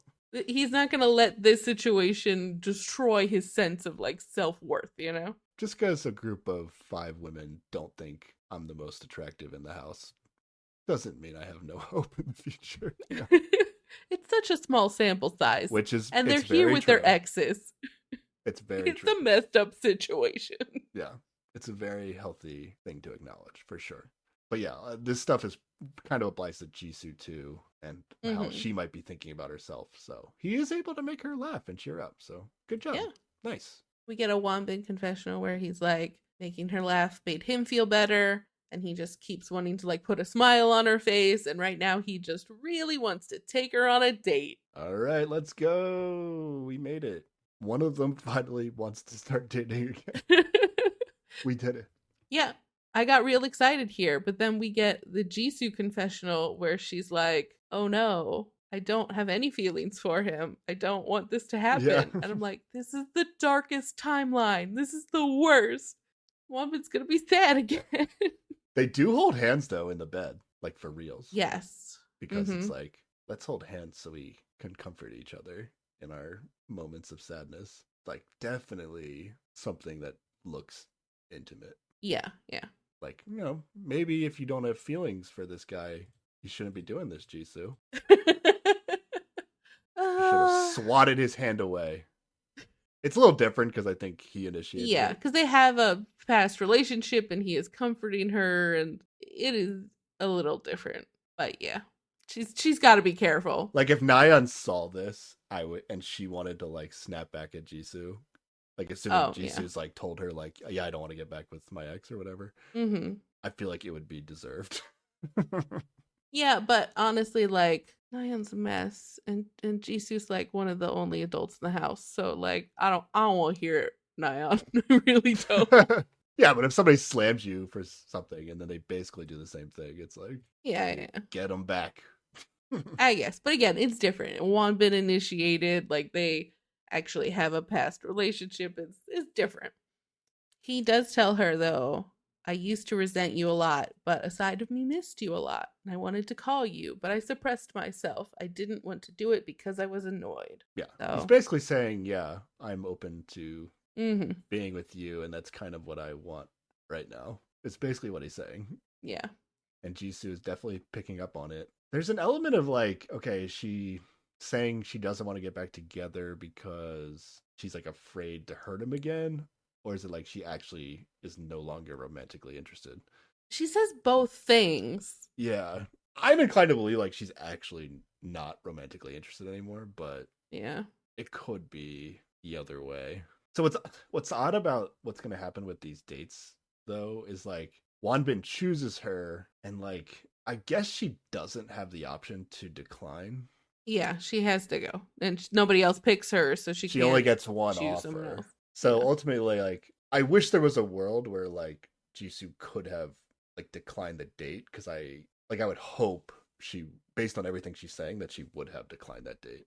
But now it's like, it's going to happen, and then maybe we'll see her admit to him, like, the truth of the situation, or it'll turn around somehow. But yeah. Yeah. Basically, like, through the fault of the show and not herself, she's gonna like end up doing what she kind of told Nayeon you shouldn't be doing. Yeah. Jisoo's in a state where like basically she can't flirt with anybody by her own standards because she's not interested in anybody. She's not interested, yeah. And the show's like, no, you have to date somebody, so she has to break her own rule, essentially. Yeah. Although we do get a flashback in a little bit where to the previous day when they met up after the X room, where they kind of agree that if they don't have anybody to text, they'll just text each other, sort of like, what else are we gonna do on the show? And I think that also kind of extends to dates in this situation too. It's like neither of them are gonna get picked by somebody else, so there's sort of a like they could be buddies through the rest of this. She just has to like make it clear as soon as possible that like she is no longer prepared to get back with him. She should let him know, like, yeah, nobody else picked me. So you were my only choice. Okay. Or not like she should be even more direct than that. Just be like, I'm feeling the vibe you're starting to put off, but I don't think we should ever get back together. Yeah. If that's the reality, yeah, for sure. I think she would say as much, hopefully. She would agree with that. If there's anybody I have faith in on this show to do that, it is Jisoo. Is Jisoo the heel turn that we're waiting for on this show? Oh, I hope not. I feel like it has to be Jisoo or Wonbin. Based on the comments we've gotten, I don't think we've gotten to it yet. We still haven't gotten it. Wasn't it the part where Nayeon turned out to be terrible? Because I used to like Nayeon, and now I'm like, Nayeon. We still have a heel turn to wait for? No, that wasn't a heel turn. She wasn't a good, enough of a good guy to heel turn. So I feel like it has to be like Jisoo or Wonbin. All right, we'll see us as Jeju Island date. This could be the disaster. I'm so worried again. All right. Hedo and Ji-yeon get back to the house at night. The doorbell rings. There's a letter. Yes. It says, please move to this location. They got a similar letter episodes back before where they just had to meet up somewhere and they had dinner together or whatever. So I thought they were going to go meet the new guy, but that's actually not what this is. It is not that. Yeah, everybody's going to meet up somewhere. So all the people on the dates that are still on the dates get a text saying the same information, like immediately leave your date and go to this location. Nayeon and Gyumin speculate if it could be a guy's choice for a date. And then they have a super weird back and forth about who Gyumin should choose. Right? Yeah. What was the conclusion of them talking about who Gyumin should choose? She's like, you should choose somebody else because I'm super cool and it won't bother me. Except it definitely will bother me. But I don't think it would. That I'm the coolest one. Well, I mean, but she did say like it will bother her. Like she's saying both things to him purposefully. Okay. But she's like, no, I'm so cool. It's fine if you pick somebody else. It's okay. Okay. Yeah, I don't know if there was actual agreement made or it was just some banter about speculating. Yeah. Well, okay. Well, we'll get to the point where they choose. So the house group is the first to arrive at the place. And then I thought they said that there were 10 dinner spots, but then I guess there weren't. Like somebody miscounted. Somebody miscounted a table with 4 on each side and 1 at the end. I guess they could count the other end. Maybe they thought that was the 10th spot. Yeah. Okay. All right. Well, I was like, okay, the guy is coming up, and then it didn't happen. I was like, okay, I must have missed something. Tae and Naeun get there. Tae actually like grabs her arm to guide her into the building. Did you see that? Yes, I did see that. They tell them about their date. They were surfing in the intermediate zone. Mm-hmm. Jian is jealous because Tae never drove for more than 15 minutes for a date with her. Oof. Yeah. She was like, I know Tae didn't drive them to that date because that shit was far away. And Tae doesn't drive that far. But he did now drive. Tae does. Not only did he drive, but he let his date fall asleep on the ride home. Mm-hmm. Yeah, so she's jealous and she doesn't even realize how jealous she should be. Yep. Nayeon and Gyumin arrive. He also guides her with his hands as they walk a little bit into the building. Mm-hmm. Hidu claims he is no longer jealous when seeing Nayeon with someone else. Yeah, I'll call bullshit, but this man don't get jealous or ever have emotions. He's never cried in his life. It's never happened. I've never seen it. Nope. Like if you think something would have affected him, he's just like whatever about it. Yeah. Whatever. It's just never smiles. My entire romantic history in a single room, like that didn't affect me at all. I definitely didn't cry. Hey guys, what's up? How you doing? Hi. Yeah, I am shocked he doesn't abruptly start speaking English again here. In his confessional. Yeah. Like the producers trigger him. Or just like... at the table, even. Just like everywhere. Gyumin has to sit at the head of the table, and I was confused. And I was like, wait, are there only 9 seats? Okay, weird. All right. New man is not coming. But then the show still tries to like fake out a new person coming, but it's really just like it was like bringing them a letter. I think the new person is coming next episode. I think I actually read that in a comment after I watched this episode. Yeah, so they get a letter from a person. Yes, and it says, you will go on a trip to Jeju Island. Male participants, please choose a date who will accompany you during the journey to Jeju Island. If multiple men choose the same woman, the woman will make the final choice. Send the name to the number. And then Gyumin has read this and he conveniently skips over this last line, which is, for this date, you can choose your ex. Finally! Yeah. We made it, Sarah. 14 episodes in. We can finally choose our ex and actually see where people's real emotions lie. And of course we get a Haeun confessional where she's like, I got so excited. I'm like, why? You saw him yesterday and then cried so much. It seemed like she had no grounds to be excited, but then it's really going to work out for her. So yes, it does. And we get a Jisoo confessional where she's like, I hope no one picks me so I can travel with the new guy. She straight up is like, I want to date the new guy. Everybody else, I'm done with. Yeah, and then I wrote my notes. Can she reject if she gets one invitation? I really before it even happened, I was like, I wonder. I don't think she could. You can never say no to dates on these shows. Wanbin sends his choice right away. Yep. Darkest timeline. Immediate. No decision needed to be made. I guess it's fair. Like, yep. They did agree to text each other, and he has nothing going on. So yeah. Even if he wasn't having feelings. All right. What are the results, Sarah? Okay. Tae chooses Nayeon for his date, and she gets picked by nobody else, so they're gonna go together. Yeah, I wrote Nayeon agrees to the date, but yeah, they're not really agreeing to dates. It's just like the show confirmed that this date is happening. Yes.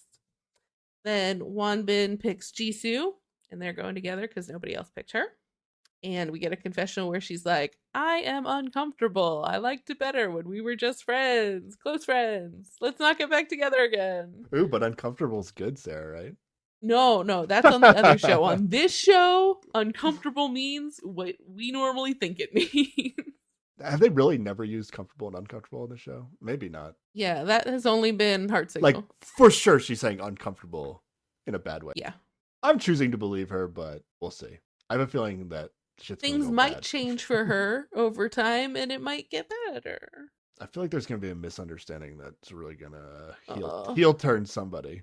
Oof. These are the two people I didn't want in any sort of heel turn situation. They're the only grown-up, mature people in this house, and I love them. The only reason I don't think it's Wanbin, because I feel like we've been getting comments from people that are like, oh, I really like Wanbin on this show. And it's like, well, if you already watched it, and Wanbin's gonna heel turn, I feel like you wouldn't be saying that. But so maybe it's Jisoo. I don't think we've gotten a lot of positive Jisoo, and so far we like Jisoo. So maybe it's Jisoo. Or maybe Heedoo just gets worse. I don't know. Can you have That's not a heel turn. You have a positive heel turn? I don't know. Oh, that's not a heel turn. A heel turn is specifically a guy you're supposed to like goes to being a guy you're supposed to not like, or girl, or whatever. I just don't want things to get worse. And a heel turn sounds like things are going to get worse. Yeah. Oh. To me, yeah. For us, I think heel turns can only be bad. All right.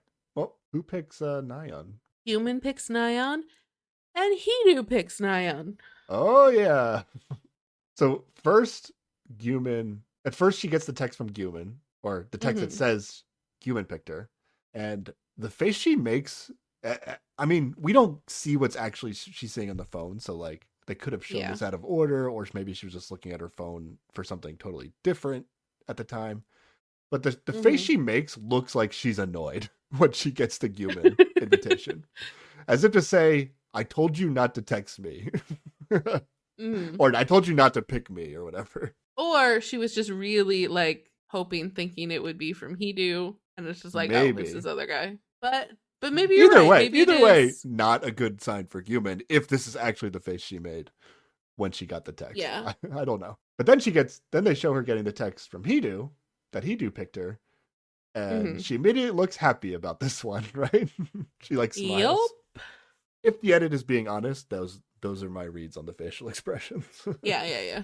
And then she agrees to go on the date with Heedoo. Okay. So listen to the logic in Heedoo's confessional why he decided to pick her. He was like, I've already been on 3 dates with Jiyeon, and I'm still interested in Jiyeon, but I don't want to miss this opportunity to talk to Nayeon. When has he ever not had an opportunity to talk to her? Is so full of shit. It's like the most bullshit.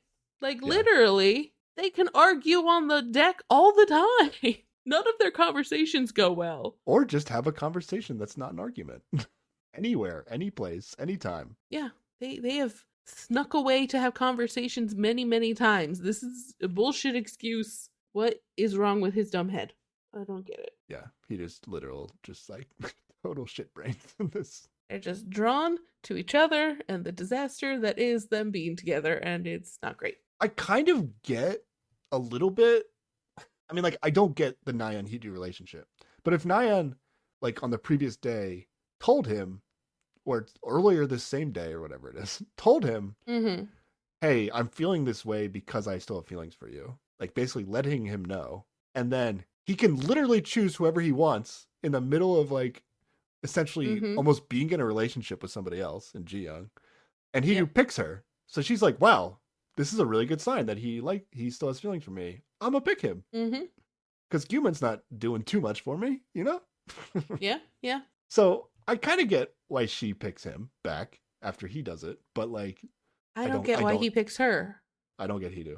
I mean, like I get it because like I don't know, he's addicted to conflict, or whatever it is. I guess feeling superior to somebody else. Like I don't know what his addiction or what he's looking for in a relationship is. Or am I becoming the Twitter rant? Like am I sounding like the Twitter rant at this point? No, because the Twitter rant was pro Hidu.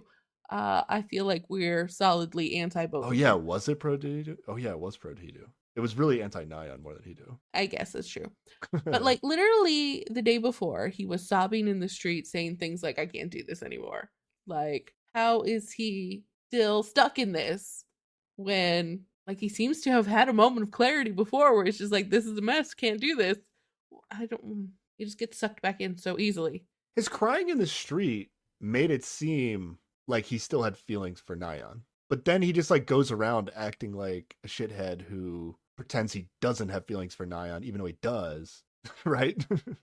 Even lies to like the camera, like the confessionals about it. Yeah. Like he's like, he thinks it's like uncool to show that he likes somebody. I don't know. What, I literally can't even put myself in his mind, but it makes no sense. Yeah. I don't get it. All right. Well, then Gyumin, Haeyeon, and Ji-yeon all get a text saying, you three didn't get a date, but you will go to Jeju Island together. So, oh, Haeyeon is pumped. Yeah, it's a group date, but it's only 3, and 2 of us is Gyumin and myself. Let's go. That's not so bad. Group date, yeah. I wrote. Yeah, Haeyeon gets a win. Let's go. Yeah. Finally. I'm like actually, out of all these dates that are gonna happen, I'm interested to see Haeyeon and Gyumin. Like if they actually are forced to spend a long period of time together, and then like maybe it'll help that like Ji-yeon is there, so they can't like totally like Gyumin can't totally just act like an ass. And like we'll have to say something at some point. Yeah. Also, I noticed like so Haeyeon is like wearing a band-aid on her face from like the burn she got. But like the band-aid is never in the confessionals, nor is there like a noticeable like mark on her face. So like it's just more evidence that we talked about how like these confessionals must be like days later, or like they just really put on some good makeup to cover it up for the confessional. I'm not sure. Yeah, I think it's spread out far enough. Because like I was thinking about this more too, like because like in Heart Signal we don't do confessionals, which I think we both agree we actually like that format better.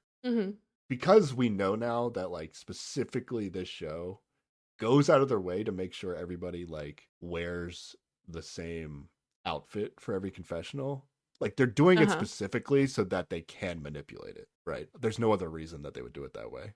Like it'd be way more convenient for them to just be like, oh, coming for confessional, but then they'd be like forced to like people would be like matching up the outfits. And then like they wouldn't be able to manipulate it as much. But that's also like a standard TV move too. Like I wouldn't ascribe an extra desire to manipulate than like normal TV does anyway. I guess so. Like on Singles Inferno, I've noticed things that are weird sometimes where like the time of day that they're doing the confessional like won't match up to like the sequence of events. Right.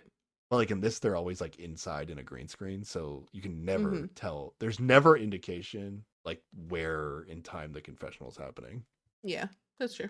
Ji-yeon gets this text and she is shocked. Oh yeah. Really pretends that she got a happy text. She pretends like, yay, I got a text. Yeah. And then he was like, you did? I will say I'm very happy that Gyumin didn't get picked. But like I also don't like Nayeon and Hidu, so like that sucks. But I'm kind of glad Gyumin didn't get picked. So. I do like seeing Haeyeon like pumped for once. Like maybe this'll, I don't know, do something for her and she'll be happy. It feels like because of how these dates turned out, like there's more of a chance than ever that my old prediction that all the exes would end up together could be a thing. Except it seems like Tae. Yeah, I don't think Tae and Jiyoung. There's no way Tae and Jiyoung would, but like Jiyoung would do it. But like I think Tae's like nah on that. Yeah, pretty much. Yeah, I agree. But like if all these dates go well, we're getting a lot of right? It's 3. Yeah. 3 of the exes are at least in a group together or in a match. Mm-hmm. Right. All right. So. Yeah, but like, there's no way this Nayeon Heedoo situation goes well, right? It's just a disaster waiting to happen. Well, we already know they're gonna pick each other in the end, right? So I mean, it's not gonna go well, but it's gonna go well, you know. I guess that's true. Yeah. All right. And I mean, and when Naeun's ex comes back and she's like, "Yeah, you're the best man here," and then they end up back together. Well, I mean, what's Tae gonna do except be like, Jian, might as well have some self-respect and leave the house alone. That's what he's gonna do. They can't. Jisoo would have done that already. I mean, at the end of. At the end. Okay. Yeah, the end. All right. And then, awkwardly, it's now time to text people. This is so weird. Like, they did this last time too, but it's like even weirder now because like they're going on like a big like overnight date. Mm-hmm. And it's like not that weird, except like some people make it weird. Yeah, but this is specifically like not a date for Jeju Island. It's like the travel to there is the date, is what it sounds like. That's what they were saying, but I was like, is that weird, right? I don't. What's also weird is that. Like they keep saying like, oh, these are like the last 2 days at the house, as if like they're gonna finish everything out at Jeju. Yeah, are they just gonna stay there for the rest of the show? And like what you're saying is right, like they're just kind of traveling together.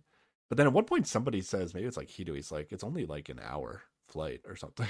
So if that's the case, then this is like nothing that they're picking. I feel like they have to fly there together and should be having a date there together, and then maybe they go back to like a new house there and then they spend the rest of their time there. Yeah, but we'll see. I don't know, we didn't see season 1, so all right, let's get to these texts, Sarah. Let's get through these. All right, they get the text that it's been 13 days, who has made your heart flutter. So we get Jisoo gets a text, I'll be next to you, I hope you don't struggle so much, you got it. Obviously from Wonbin. Mm-hmm. All right. Wonbin gets a text. Thank you for making me smile, which is from Jisoo, and it just should have been like, she should have ended that with friendo or something, you know, good buddy pal of mine, just to really nail home we're not dating.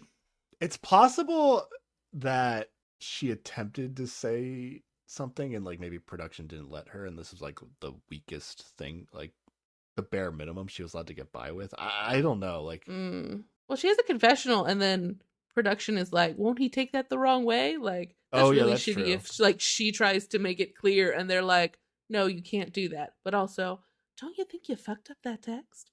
So I hope they didn't do that to her. Yeah, I guess production was trying to call her out a bit for like kind of doing what Nayeon's doing by asking her that.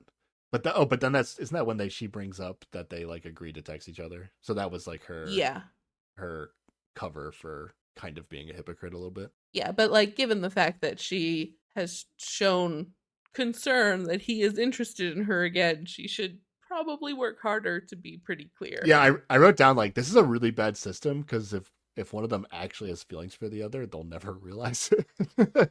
Yeah, exactly. Unless the text is like, I'm not texting you because we had an agreement. This is serious. I love you. Like they'd have to text something. Yeah, like you have to be real clear about it. Or just like they should come up with a safe word or whatever. Just like if I text you banana, that means I love you again or something. You know, it's like a reverse safe word. Yeah, like this is no longer. This is now not intense enough. We need to keep going. Crank it up. Yes.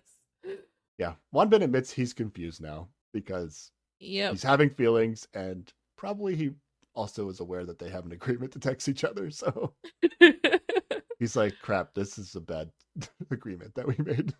I don't. He doesn't say that, but I feel like that has to be part of it. Yeah, he says, like, if Jisoo has feelings for me and wants to date again, I think I'd feel the same way. And then we get the Jisoo confessional where they're like, are you thinking about getting back to Wonbin? And she's like, I'm not thinking about that at all. Like, this is the worst. I didn't want this to happen. Yeah, well, it's happening. All right, Human gets text. I'm always waiting for you. And this is Haeun back with her vaguely threatening text again. What is she supposed to text? She is always waiting for him. That's literally her existence in this. That is TV so. show. This one's the creepiest one so far, though. Just like, I'm always here, right behind you. It's so just honest, waiting. It's so creepy. I don't read it that Haeun's way. Gonna Haeun. It's like, hey, I'm here, way over here. If you want to pay attention, I'm over here. No, literally, if anybody ever texted me, I'm always waiting for you, that would just trigger the fight or flight response in me. It's so scary. Okay. It doesn't say I'm always watching you. That's the creepy text you get. That is another creepy that's text. At least yeah, that's they can worse, both right? be creepy. Okay. Yeah. No, watching is definitely worse. Okay. Haeun gets 0 text. That's pretty typical. Naeun gets 1 text. Naeun, I had so much fun today. It'll be fun to surf together on Jeju Island. Oh, please surf on Jeju Island. Yes, let's go. But that's like the actual ocean. He can't swim. No, I want to see it. Okay. Who cares? Give me an entire episode of that. Okay. How into Tae do we think Naeun is? A little bit. A little bit, yeah. A little bit. She's literally been here one day, and he is the one person she's dated. Yeah. It's like she literally joined the show, and then they're going on, like, Jeju Island dates. And she didn't even get to choose her date. Like, yeah. It would have been interesting if, like, Wonbin had chosen her, and then she had to choose between, like, Tae or a different person. But she only had one choice, so we really don't know. It always sucks for the people who join late, yeah. I'm a little skeptical, but their dates are fun to watch, so yeah, I'm rooting for them. Mm-hmm. Tae gets 1 text. Tae gets text now. How exciting is that? It was more fun than I expected. Let's have fun on Jeju Island too. Is this more like playful banter? Like, it's kind of at least for the translation, the way I read it is like, it was more fun than I expected. Like, I thought you were going to be terrible, but you always think the worst of things. Well, why not just say I had a lot of fun? Why did it be like, well, because wow, I think it was more fun than I expected. When they talked about what they were going to do, like when she's like, we're going surfing, she was, excited and like, yeah, it's going to be fun. And she had even more fun than that. Like, that's how I read it. Just like, look at all this fun we had. If she had told him that, like, I think this is going to be a lot of fun, and then she said, and it was even more fun than I expected, that would be different, yeah. She should have said, you look so cool when you were riding the waves, or whatever she said in the confessional. That might have been too much for her right now. I don't know. This kind of text makes me feel like she's trying not to come on too hard, but we'll see. It's fair. They went on one date. They met yesterday. It's totally fair. And she knows her ex is coming eventually. Tae gets a second text. You're the loveliest person to me. And this is from Jiyeon. And they show his face when he reads this, and he's like, the fuck is this? This is creepier than I'm always waiting for you, right? No? Based on like the context of out of nowhere, it is like how out of nowhere. It is a little creepy, but it is not creepier than I'm always waiting for you. Well, you're reading it like that. But... You're the loveliest person to me. Okay, fair. But I still think it is less creepy than I'm always waiting for you. Okay. In fairness, I wrote, yeah, I wouldn't have texted Jidu either. Yeah, absolutely. If I was Ji Young, be like, fuck this guy. I would have just like texted Wonbin and be like, hey, how's your day been? What's up? I hate Hidu. How you doing? Like, just something like that. Like, he didn't text me after the X room, and when he had a chance to pick his ex, he picked his ex. Yeah, fuck this shit. Mm-hmm. I'm out. Yeah, she's also dodging a bullet, for sure. Yeah, definitely. Jiyeon gets 1 text. Soul loved it. That's the name of his puppy. Thanks, Jiyeon. And yeah, this is from Hidu. The nerve of this guy. My God. Yeah, like what? Okay, Jesus, first of bro. all, shitty text. It should have been like, "Sorry, I didn't pick you. I need to do a thing real quick," or whatever. Like, I don't even know what you text somebody who you just You like don't. passed over for a You date. just don't. Yeah, you don't. The person you chose for a date that picked you back is the person you text. It's pretty easy, bro. Mm-hmm. Yeah, 100%. I don't know what is going through this man's brain. Like, unless he's like being so truthful to like the specific of the prompt, which is like, today, who made your heart flutter the most? And it's like, well, I didn't really spend time with Nayeon today, but like, that's the person I like the most. I mean, he did spend time with her today, arguing. Yeah. But yeah. I don't know. Does it make any sense? It's like there's a chance he's literally just putting no thought into it, and it's just like, I guess Jiyeon's the answer to this question, if I'm being honest. But it's like he has to have some awareness of how he's making Jiyeon feel, especially how she already brought up that she thinks it means something. Yeah. If, like, you go to the X room and then you text your ex afterwards. Yep. He might as well just be telling her, yeah, my ex is who I'm into, and not you, and you don't have a chance. Like, Yep. Might as well just be doing that. Yep, exactly. Nayeon gets one text. Your perfume smelled nice. This is from Guman, because they smelled perfume together. Nayeon is impressed that he still texted him. She thought that he'd be mad that she did not pick him, yeah. Yeah. But he's got literally nothing else going on, so there you go. She could have the reverse thought. It'd be like, wow, he must really not be into his ex. if he's still texting me after what I just did to him. Yeah, exactly. Hidu gets 0 texts. Yes, because Nayeon texts Guman, also who she did not pick to go to Jeju. Oh, that's true. Yeah. Like, these fucking people. Today was fun. It was consoling. Thank you so much for always saying nice things to me. And I'm sorry. Yeah, so at least her text is like, I'm sorry in it. So it's like a little bit less terrible, but then he's like, does she mean she's sorry she didn't pick me? Or she's sorry we're over, she's definitely into her ex? Yeah. Like, she could have been a little more upfront. Like, I would interpret this as a breakup text. So yeah. Yup. Yeah. It seems like Nayeon has decided, in my opinion, at this point. She's all in. Her whatever feelings she has for Guman aren't super strong. And yeah, that's fair. I can see why that might be the case. All right, that's it for the text, right? We got through that? Yep. All right, back to the house. Jiyeon and Jisoo go right to their room, and Jiyeon turns the lights off so they can talk in the dark, which I don't know why, but I think it's so she hopes it doesn't get on camera. They can't read her lips. Is my guess. Really soft into their microphones right next to their mouths. Yeah, I don't know. I don't know why else she would turn it off unless she wants the lights off so people think she's asleep so they won't come in or something. I don't know. Oh, maybe, yeah. Yeah, she's pretty much just openly saying right now that Tae is her ex. Oh, yeah. And she's upset, like specifically about Tae. Well, she's like, I'm going to this island alone. And like, if she wasn't, if Hidu had picked her, does she have this meltdown? I don't think she has this meltdown. Like, she makes the meltdown about Tae, but I don't think she has it if Hidu picks her. I don't know. See, the meltdown's going to be like, for some reason, she has decided in her mind, without any evidence that we see, but like maybe she was reading faces from text or something, that Tae and Nayeon are going to Jeju together. Tae and Nayeon are. So I could see it being like, maybe it didn't have anything to Hidu, but like she just expected Tae to like ask somebody. She expected Tae to ask Nayeon on the date, but then Nayeon would not choose him. But then she could like get the vibe from however he was like looking at the text that he had a successful match. So she's like, oh my god, Nayeon actually agreed to go to a date with him. But like, she isn't even considering the fact that like Tae hit it off with the new girl and that's how they got a date. So like, it really doesn't make any sense. I don't know if I can like say 100% like, oh, she wouldn't be freaking out if things were going well with Hidu.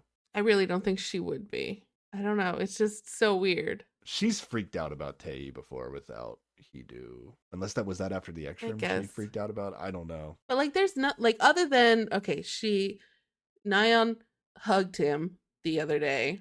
That is probably what's on her mind, that specifically. But there's, I guess she's like, Like, does she think so little of Tae that like that's all it takes for him to be like, oh yeah, I'm picking her? Like, I mean, I guess he doesn't really have a lot of prospects in the house, but like he just went out on a date with somebody new. Like, it seems totally reasonable to think that that went well and he would have picked her over a hug got him to pick Nyan again after she's totally ignored him for however long. Yeah. She's definitely not thinking logically. Like, she doesn't really seem like somebody that tends to think logically about anything. Like, it doesn't make sense. Or it seems very unlikely that because the guys are picking the dates, that Tae would have picked Nyan and then Nyan would have also picked him back. But she's like so convinced that like Nyan is like manipulating people in the house and specifically manipulating Tae that she's like tricked him into like choosing her, and then still don't know why she'd be picking him.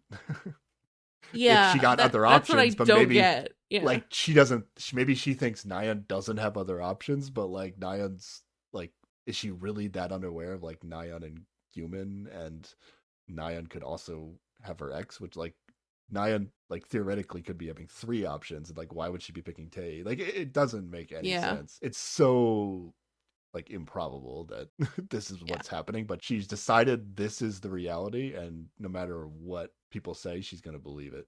Yeah, because Jisoo very clearly is like, no, he definitely picked Naeun, who he went on a date with today, and because Naeun wouldn't pick him back if he even picked her. So calm down, it's fine, nothing's happening. But she just was not accepting that information. Because I believe it, it's just true, and this is this is what it is. And then she goes to Tae. She goes to Tae and is like, "Hey, did you pick Nyan for the Jeju Island date?" And he's just like, "No." And she's like, "Really? You didn't?" "No, I didn't." And then she's like, "I know he did it. He's not telling me the truth." Yeah, then she goes on the terrace to cry. And like I think like this is why I think it's not about Tae. Because like even though he's directly telling her, "No, I did not pick Nyan," like she's still like really upset right now. It's at least a contributing factor, I think. Saying it's not about Tae, I don't think that's fair. I mean, if you want to say she wouldn't be doing this if Hidu had picked her, that might be true. But like, I think she has like, I don't really understand how she feels about Tae, but she definitely feels something about Tae, regardless of that's true. Whatever she's doing with Hidu, because we've literally seen her blow up about dumb shit with Tae before. That is true. So I don't think this is directly related necessarily, but it might be like multiplied because of yeah, that's true. Yeah, the Hidu thing. Like maybe without the Hidu thing, like at this point she might have calmed down. Otherwise, maybe like maybe she'd accept that Tae told her he didn't pick her. Man, remember when Jiyeon was cool? Yeah, those were the days. See, there you go. Does that count as a heel turn? Probably not. She wasn't. Okay. She's not like evil. Yeah, okay. Okay, people have told whatever the heel turn is, like the person told us it hasn't come up yet. Oh, okay, that's right. Like, you can say this is a heel turn if you want, but it's not the one that has been referred to. So nervous. Okay. So yeah, she's crying on the terrace, and like Tae even comes out and he's like, "Which jerk made you cry?" And she says she hates everyone and that he's the worst one. Yeah, what the fuck is that? Like, what? Like, this is about him. Like, he didn't do anything. Like, she's supposed to be upset that Nyan is like manipulating him, but now it's like his fault. He's the worst person. Yeah, she's just. So now I'm really upset right now. Yeah. Yeah. And then I think Jisoo's out there comforting her, and at some point both Tae and Jisoo leave, and Hidu is coming up the stairs as Jiyeon is leaving the terrace, and she just like walks by him sniffling, not like acknowledging him at all. And so he's like, "Oh, she's really upset right now. She's like not talking to me." So I think it would be safe for him to assume that it was because he didn't pick her to go to Jeju Island. Yeah, but Hidu's reaction to somebody crying is like, I get why you're upset, but like, why do you need to cry? Yeah, I don't get it. He goes to Jisoo. I've never cried in my life. I've literally never cried. It doesn't make any sense. Why would anybody cry? We don't have, a recording of him crying to prove it or anything, Why can't you just like think logically like I do and like just have really healthy relationships that don't make you cry? Oh yeah. Hidu is the he would know how to have a healthy relationship where you never cry. Yeah. Yeah. But yeah, so he goes to Jisoo and he's like, why is she crying so much? And she's just like, somebody hurt her, and he's trying to figure out if it's him or not, like if she's upset about him or not. And basically Jisoo like doesn't want to like get into all the stuff, but he's just like, somebody hurt her, it wasn't her ex. And he figures out that it's Nayeon because he remembers Jiyeon telling him the story earlier, I guess, about... Does he figure it out? Well, he does say, is it Nayeon? Because I think Jisoo says like, oh yeah, well, it's fine, I already scolded this person. And then she had told him the story about how Jisoo had scolded Nayeon, so he's like, oh, is that what's happening? Okay. So does he actually think it's not his fault? I think at this point he thinks it's not his fault. I guess everybody thinks it's not his fault. Yeah, but like, so he's still like asking her stuff, and Jiyeon comes in and then goes straight to the bathroom, and then he says some shit. Theoretically, the door to the bathroom is closed and Jiyeon doesn't hear this, but he's like, I just don't get it. I get that she could be upset and in a bad mood, but does she have to cry so much? Exactly. Just like, fuck you, Hee-do. Like, just fuck you, man. You know whose fault this really is, though? Everyone for joining the show. Jisoo. Literally, if Jisoo like didn't do anything, like this would have been nothing. If Jisoo didn't feel like have that moment of feeling like Nayeon was being inappropriate and then chose to scold her and then tell other people or have other people overhear her like scolding her, like there wouldn't have been a secondhand story of the situation. And then, so, you know, Jisoo's insecurity about PDAs is really the issue here. I don't 100% agree. Yes, the dominoes fell that way, but like ultimately I can't blame Jisoo for like trying to look out for people she theoretically cares about and being like, hey Nayeon, don't lead these boys on. Well, it's either Jisoo's fault or Nayeon's fault. Those are the two options. No. It's also Hee-do's fault for existing. Is Jiyeon's fault a bit for not accepting information and like logic from people and like just losing her shit over zero evidence. I mean, she's allowed to feel how she feels, but like at a certain point you do have to like listen to some logic. No, I don't sympathize for people that choose to believe something and then that's not true and then it just is true because they choose to believe it's true. Right. But I mean, like her initial feeling of like, I think this is what is happening. That's like, she's allowed to feel bad about that. But like, she does need to take a moment to think critically about why she thinks that's happening and listen to other people about what is actually happening and then calm down from that. Yes. There's a whole mess of people whose fault this is. I think mostly it's just the TV's fault, like the show's fault for existing because it's put everybody in this ridiculous situation that no one is happy in. Everybody's just miserable. Hee-do asked to eat pasta with Jiyeon, and Jiyeon says, there isn't any for him. Or there isn't any for you, but also I'm just kidding. Did she say that? I couldn't actually. Yeah, so she's like, I'm gonna go have some pasta to lift my mood, and Hee-do's like, can I join you? And she's like, there's none for you. And Jisoo's like, are you really gonna have pasta? She's like, I'm just kidding. So like she's just kidding about the pasta, or she's just kidding about Hee-do eating with her. No, she was just kidding about the pasta. Okay, all right. But apparently she was going to make this pasta for Hee-do before they got that letter. And then they got the letter and got distracted. So, like, I don't know. Hee-do fucked himself over out of some pasta by not choosing Jiyeon to go to Jeju with. Then Hee-do goes to confront Nayeon about the hug thing. Wow, this has really gotten out of hand, Sarah. This is so it stupid. Absolutely has. I'm done. He's saying the same thing as Jisoo, but he's like way more aggressive and condescending. Oh, yeah. Yeah, he's being a dick about it. Also, like, Hee-do is like equally confusing Jiyoung and being shitty to Jiyoung.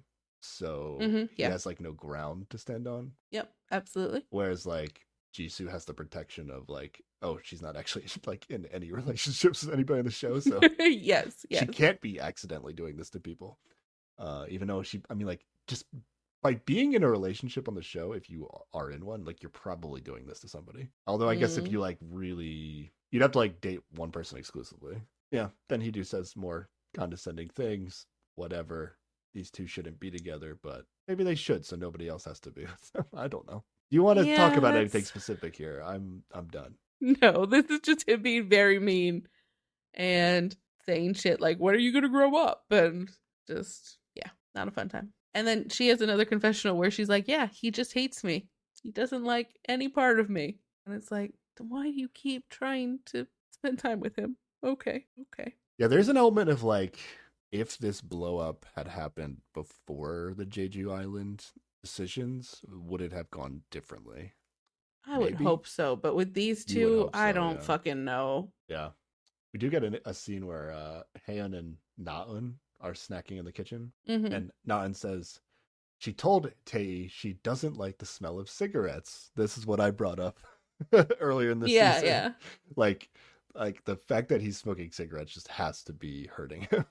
And then she says, like, it looked like he was only smoking vape. Like maybe he switched over or something because, like, she told him she didn't like it. Because she's told him, or she's like only seen him doing vape. I'm not sure, but she says, like, except for that part, she seems to like him. Yeah, and she says the date wasn't bad, but she can't tell yet. And then Haeun's like, yeah, it's your first day. It's your first date. Like, duh, you don't know yet, of course. I think when her non-smoking ex-boyfriend shows up, might be a little bit a better option ultimately. For her. We'll see. Jisoo is talking to Jiyoung in their room. Jisoo says, my ex is looking after me so much. He's acting in a way that makes me want to like him. I'm so grateful and I like it, but I'm not sure if I want to get back with him. So this gives me a little hope again. Like she kind of feels like maybe she could get there. Maybe. Yeah. This is where I really felt like, though, that like, oh, she's just like really worried about hurting him again. Which means, I guess that is like, that does kind of mean she does have feelings, but yeah, I don't know. Like maybe these confessionals that we've been getting from her being like, yeah, I don't want to get back with him, are like not from specifically this moment in time. True. So we could be getting fooled and like this is going to turn around. Or they could be from later. Or in the future. More sure of herself later. Yeah. Yeah. So I don't know. It could go either way. I guess I'm rooting for it. I should be rooting for it. Yeah. Although I'm rooting for maybe new guy in Jisoo. We'll see. I would accept that. I mean, depending on if new guy is shitty or not. I don't know. We'll see. I think he's supposed to be good based on what people are saying, but we'll see. Okay. I hope so. We're going to cut straight to daybreak next morning. Hey, guess what? We get to have another Heedu Nayeon fight. They say this is the last day in the house. Not just like before the trip. It's like of the show. That's what it seems like. Yeah, that's what it sounds like. Yeah. Yeah. Nayeon and Heedu talking on the terrace. They both say they've already made up their minds. Heedu continues to be super lame. Yes. He acts like picking her for the trip didn't mean anything. He makes no sense. Yeah, he's trying to be like, I just wanted to talk to her again instead of like it being a thing to pick her, you know? And then he eventually says, I regret picking you for Jeju Island. Jesus. Yeah. You think they could go to production and be like, real quick, we made a mistake. Can we just not? Nayeon says in confessionals that she doesn't want to go with him anymore. Yep. I said, duh. And then I guess it's too late, though. But yeah, for her picking him for this Jeju Island date, she thinks is like a big deal. And she's like, it should be. Yeah, it should be. And she's like, I'm basically telling Human to fuck off. And I picked you. And you're out here like telling me it means nothing. What the fuck, dude? So, yeah. Yeah. They basically break up. A lot. They basically break up again. For the fifth time. This is the fifth time they. We're up to a higher number. This is like 7 by now. Maybe, yeah. But despite them just breaking up, they have to go on a date to Jeju Island together. This is great. And by this is great, I mean this is terrible. The TV show should just let them switch. Yes. Gotta be better TV to let them switch. But how sad would Haeun be if suddenly she would literally have to go alone then? It would just be no That's true. That would be so sad. Or just make Heedu and Nayeon join the group travel. Like it's a five person group now. Oof. Which would also probably just make the whole 5 people suck because Heedu and Nayeon would be there. But it would make everything terrible, yeah. Yeah. All right, well, this is the best it gets, I guess. Ugh. Our previews for next episode. It seems to be all the travel dates. Yeah, it seems to be all the travel dates. I thought somebody said there was going to be somebody showing up. Maybe the new guy's going to show up in the leftovers group. That would make sense, I guess. Yeah, yeah. So maybe he'll spend some time with Jiyoung and Haeun to start. That'd be nice. We'll see. Yeah, I'm excited to see Tae and Naeun, even though as we were talking through it now, I'm kind of skeptical about the intensity of Naeun's feelings for Tae. It's so early. They don't need to be intense yet. I'm gonna hold out hope that this is gonna work out. I mean, like, it's like Naeun has not had the opportunity to not choose Tae. It's like she picked him when she couldn't see him or knew that he was a smoker or anything else about him. And then she only got one option for this, and that's Naeun's entire experience on the show. So I would say it's more likely than not that like she's either more attracted to somebody else or once her ex gets here, or she will realize how close they are to the end, and it doesn't make sense for her to divide her attention. And Tae's pretty fun for her to hang out with, and everything will work out nice. I think they'll have a good date regardless. Yeah. Wanda and Jisoo could be interesting. Could be devastating. I hope it's not devastating. I need one shiny nice thing on this show. And they are it. Together or separate. Well, wouldn't they have to be together for it to be shiny and nice? No, I mean just like they have been mature adults. They've just been vibing. They've not been, to me, that's just hurting like anybody. Baseline cutting, like not making me upset. Yeah, you would hope that that's just baseline human behavior, but those standards are low on this show right now. So I am desperately clinging to these two just to be human. My shiny thing is like when Tae and Nan go on a surfing date, and it's fun. That's what I like. That was nice. Yeah. I hope that continues to be nice. Maybe something interesting with Haeun and Gyumin. Never know. We'll see. We do see them in the preview at a table. It looks like with champagne on a beach. There's no Jiyeon in sight on this, like, yeah, because Jiyeon's with the new guy. Group. Maybe. We do get shots of Nayeon and Heedu together, and they don't look miserable next to each other. And I'm like, what is this? Stop it. I wrote in my notes, fuck Heedu and Nayeon. Yeah. That's my notes for next episode about them. And then, yeah, they didn't really show Jiyeon, but I said, don't really care about Jiyeon at this point, although she might end up being with the new guy, which could be interesting. Yes. All right. Well, we're keeping on watching this show.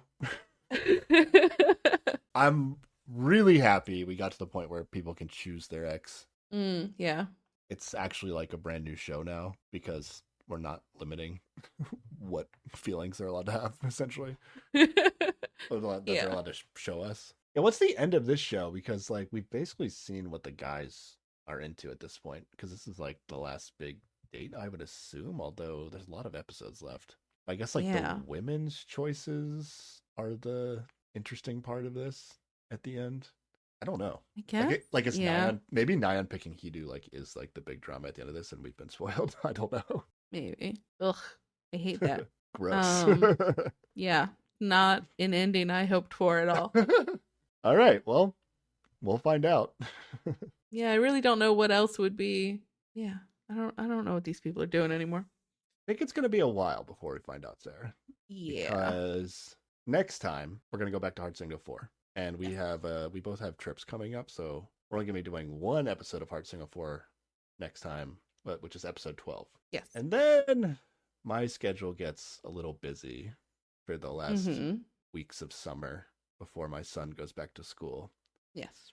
So I think I have to make a call here and just say that we're going to just finish up Heart Signal 4 before we come back to Transit Love 2. Yeah, there's only like, 4 or 5 episodes of that left? Yeah, so I think episode 12, as of right today, has like just aired.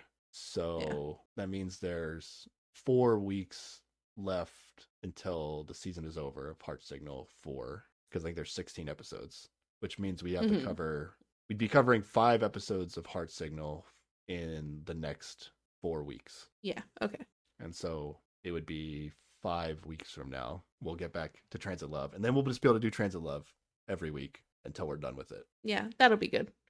And then on to something new, which we have no idea right at this point what that will be. But we did our best trying to do 2 shows at once. It basically like made it so we were doing like 3 podcasts every 2 weeks, which was definitely it's been tough, yeah. With our schedules was a little intense at times.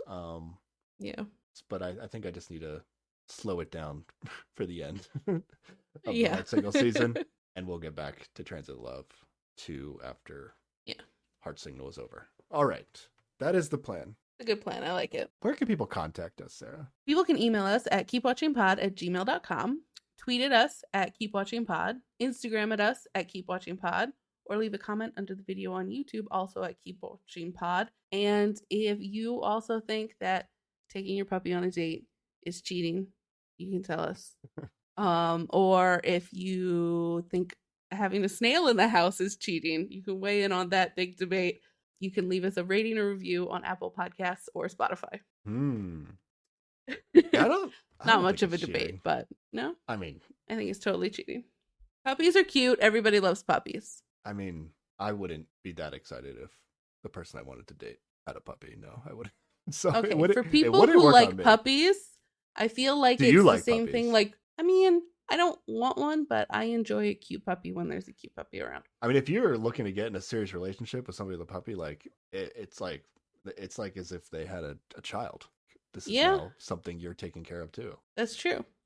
But I want to compare it to, like, for people who like dogs, it's like when you go on a like thrilling date, like a roller coaster date or a bungee jumping date or whatever, and you're like all amped up and your brain like tricks you into falling in love. I feel like it's like you're all amped up and excited about the puppy, and it tricks you into liking the person who brought the puppy. That's how I feel about, I mean, the puppy cheating. By that standard, like, anything would be cheating, like, if you actually enjoy it. So, like, you'd have to like go you'd have to like ask them on a date and take them somewhere like that they wouldn't normally think is fun, and then you just see if they like it because they're doing it with you. It's okay, that sounds like a bad date. Yeah. It's risky because it might not work, but I guess if it does work, then you actually know you're good. I guess that's true. I don't know. I don't think it's cheating. I mean, it's not for me. It's definitely not for me, and that's why I don't think it's cheating, because it wouldn't work on me. Mm-hmm. But yeah. All right. Well, let us know. Yeah. Alrighty. We good? I think that's it. Alrighty. Thanks for listening, everybody. Bye. Bye.